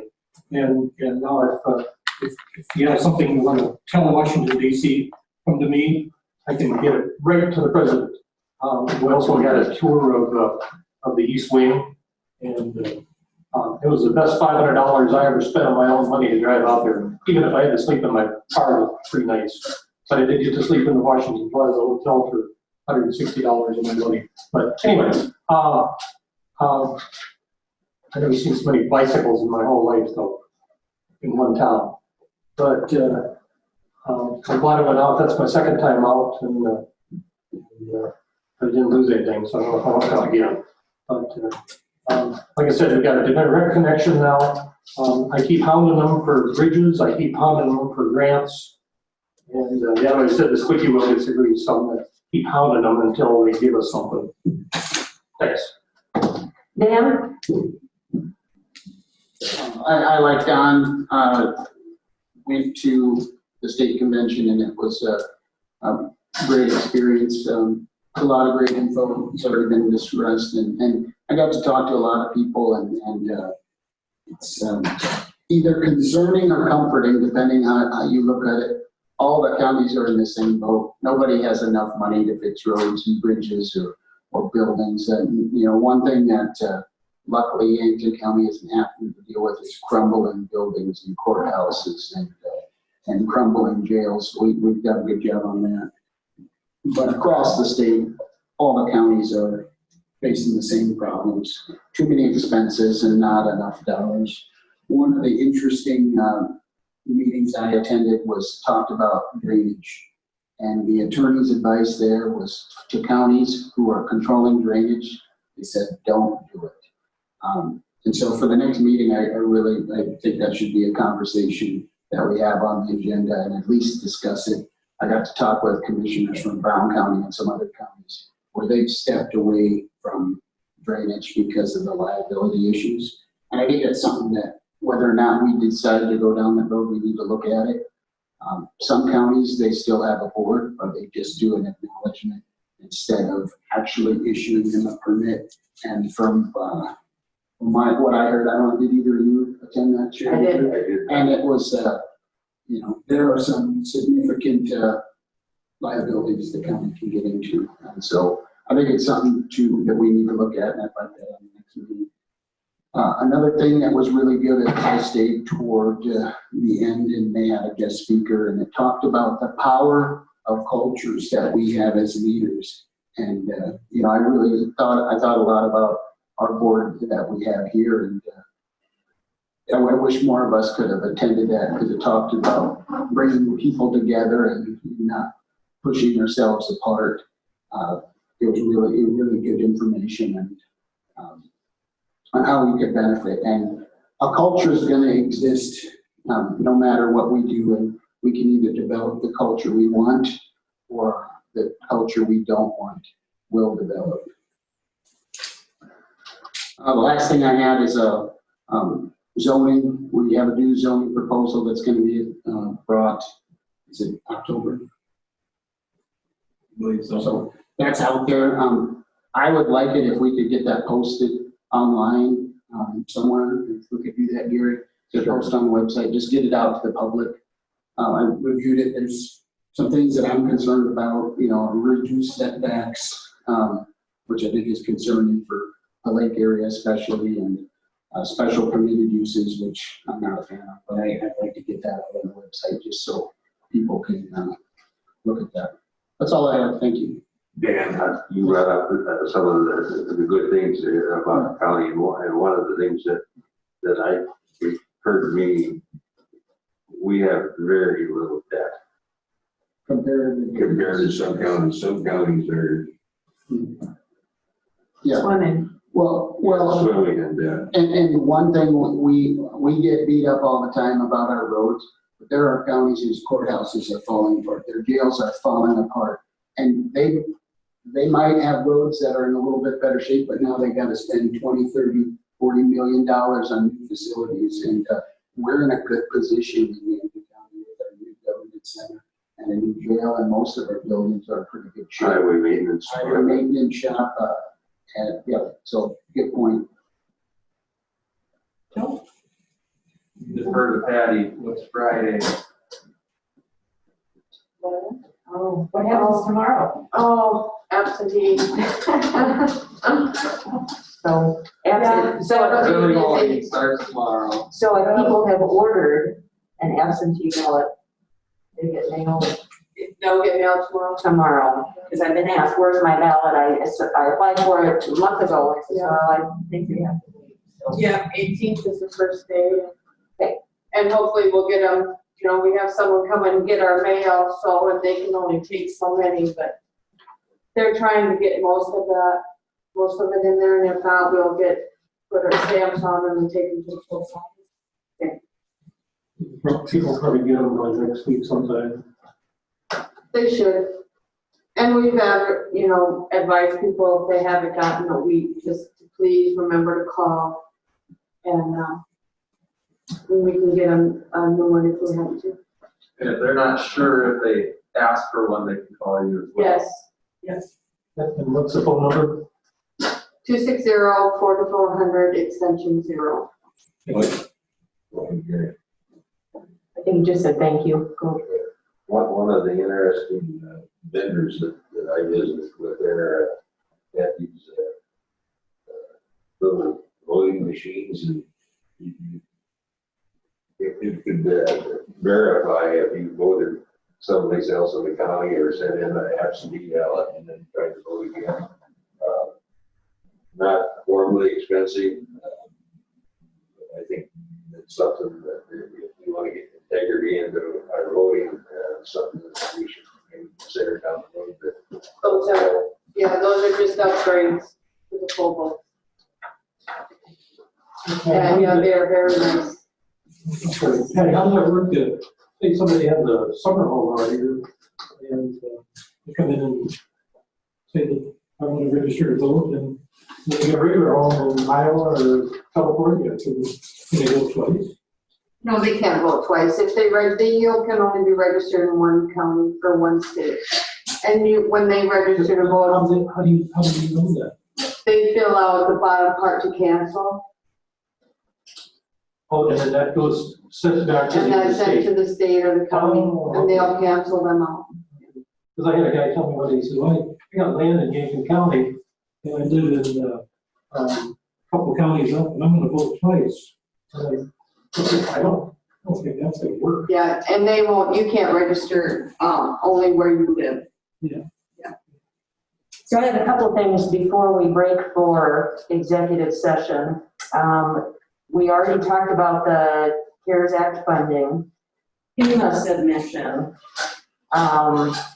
equalization loans, one of their employees out for, I think since March, she's been out there. And they're figuring within 2 to 4 weeks, they will be completely done re-entering all that information. Mike did say he followed up with the Fed guy today, and we're on another new Fed guy. And he was going to call the state to see where our first check is, because we should have received that very initial funding that we already submitted. So that's where FEMA is at, if you're curious.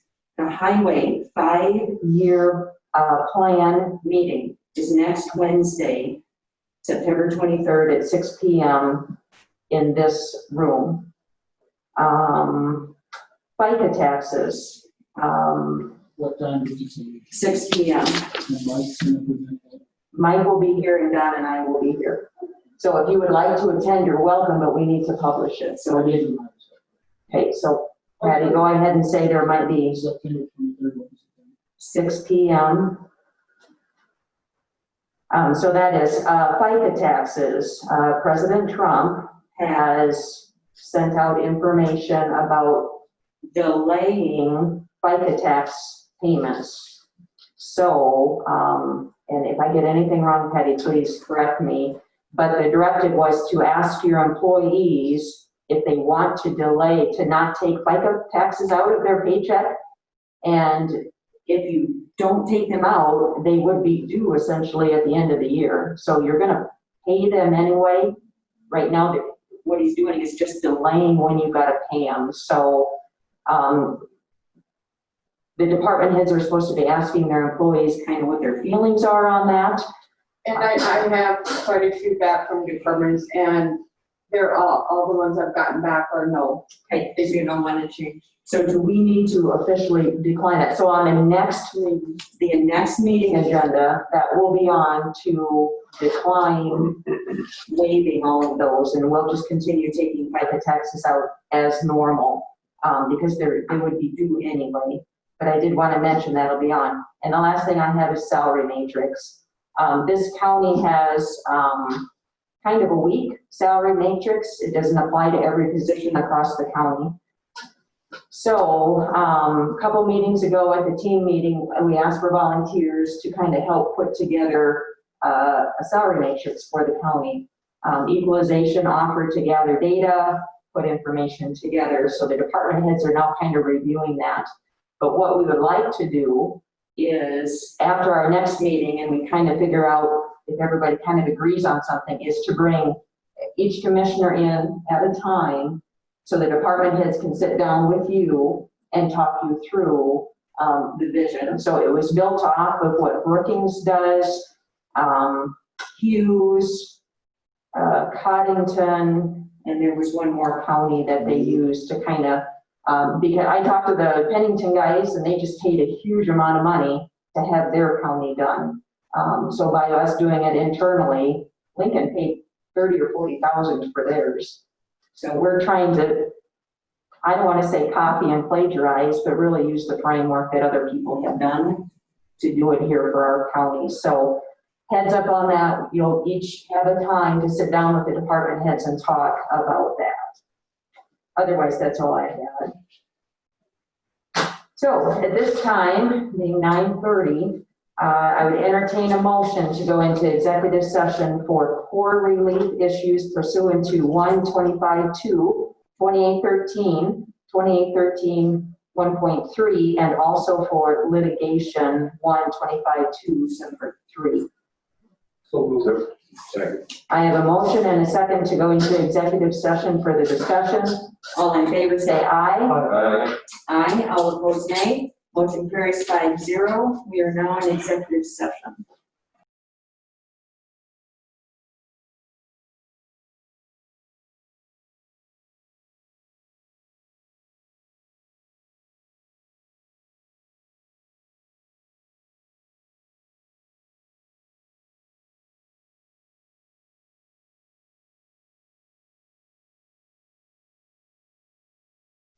Here, because it'd be a busy day on that last day. Well, I could check, I guess. No, I'm here. Oh. All right, Don, would you turn your mic on there? All right, I would entertain a motion to come out of executive session. Second. I have a motion and a second to come out of executive session for the discussion. All in favor say aye. Aye. All opposed nay. Motion carries. We are now out of executive session. I make a motion to approve the burial. I have a second. Second. I have a motion and a second to approve the burial costs for the discussion. All in favor say aye. Aye. All opposed nay. Motion carries. Got a motion to deny case 1, for South Dakota Codified Law 28-13-27, subparagraph 6C. Do I have a second? Second.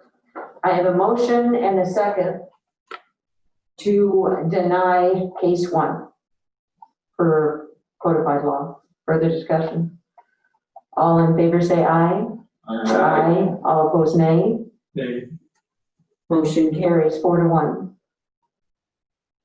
I'll make a motion to accept the settlements for cases 2, 3, and 4 collectively. Second.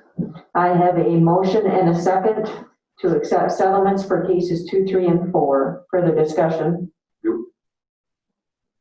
Do we need to verbalize in the motion what the settlement is for? Is it for the car accident or is it for this or that? Do we need, I'm trying not to say that word. Right, I know what you're saying. But do we need to? I'm seeing a head shaking. Okay. Okay, it's all under Here it is. codified law that we went into litigation for, yes, so. For relief. Sure. We can have a roll call vote because I need to abstain. At the end, why don't you just say abstain? Okay. All right, for any further discussion? So all in favor say aye. Aye. All opposed nay. And Gary? Abstain. Gary's abstaining for conflict. Yeah, conflict. Conflict. All right. And items for next meeting. The air cleaning equipment, the, FICA motion. Drainage board, Yep, and I think I only had 3, but now I'm losing my papers. I have too many. What did you have? drainage board, air cleaning equipment, FICA. I'd like to put the economic development back on, just in case somebody's got some comments about the information that was on those sheets. And also to discuss the concept of naming one of the chamber members to be kind of the liaison person to YABG. Oh, how are they, aren't you the liaison to the relations? Actually, I am. Yeah, he, let's go. Yeah, You're the chamber. and I'm on the YABG board. I think you are, you're on the board too. On the YABG board. Yes. Yeah.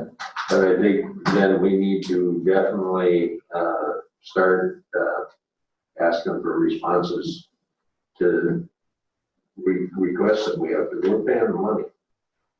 That's what they're supposed to be doing. We'll just put the economic development, is that okay? All right, there being nothing else, I would entertain a motion to adjourn. So moved. Second. I have a motion and a second to adjourn. No discussion. All in favor say aye. Aye. All opposed nay.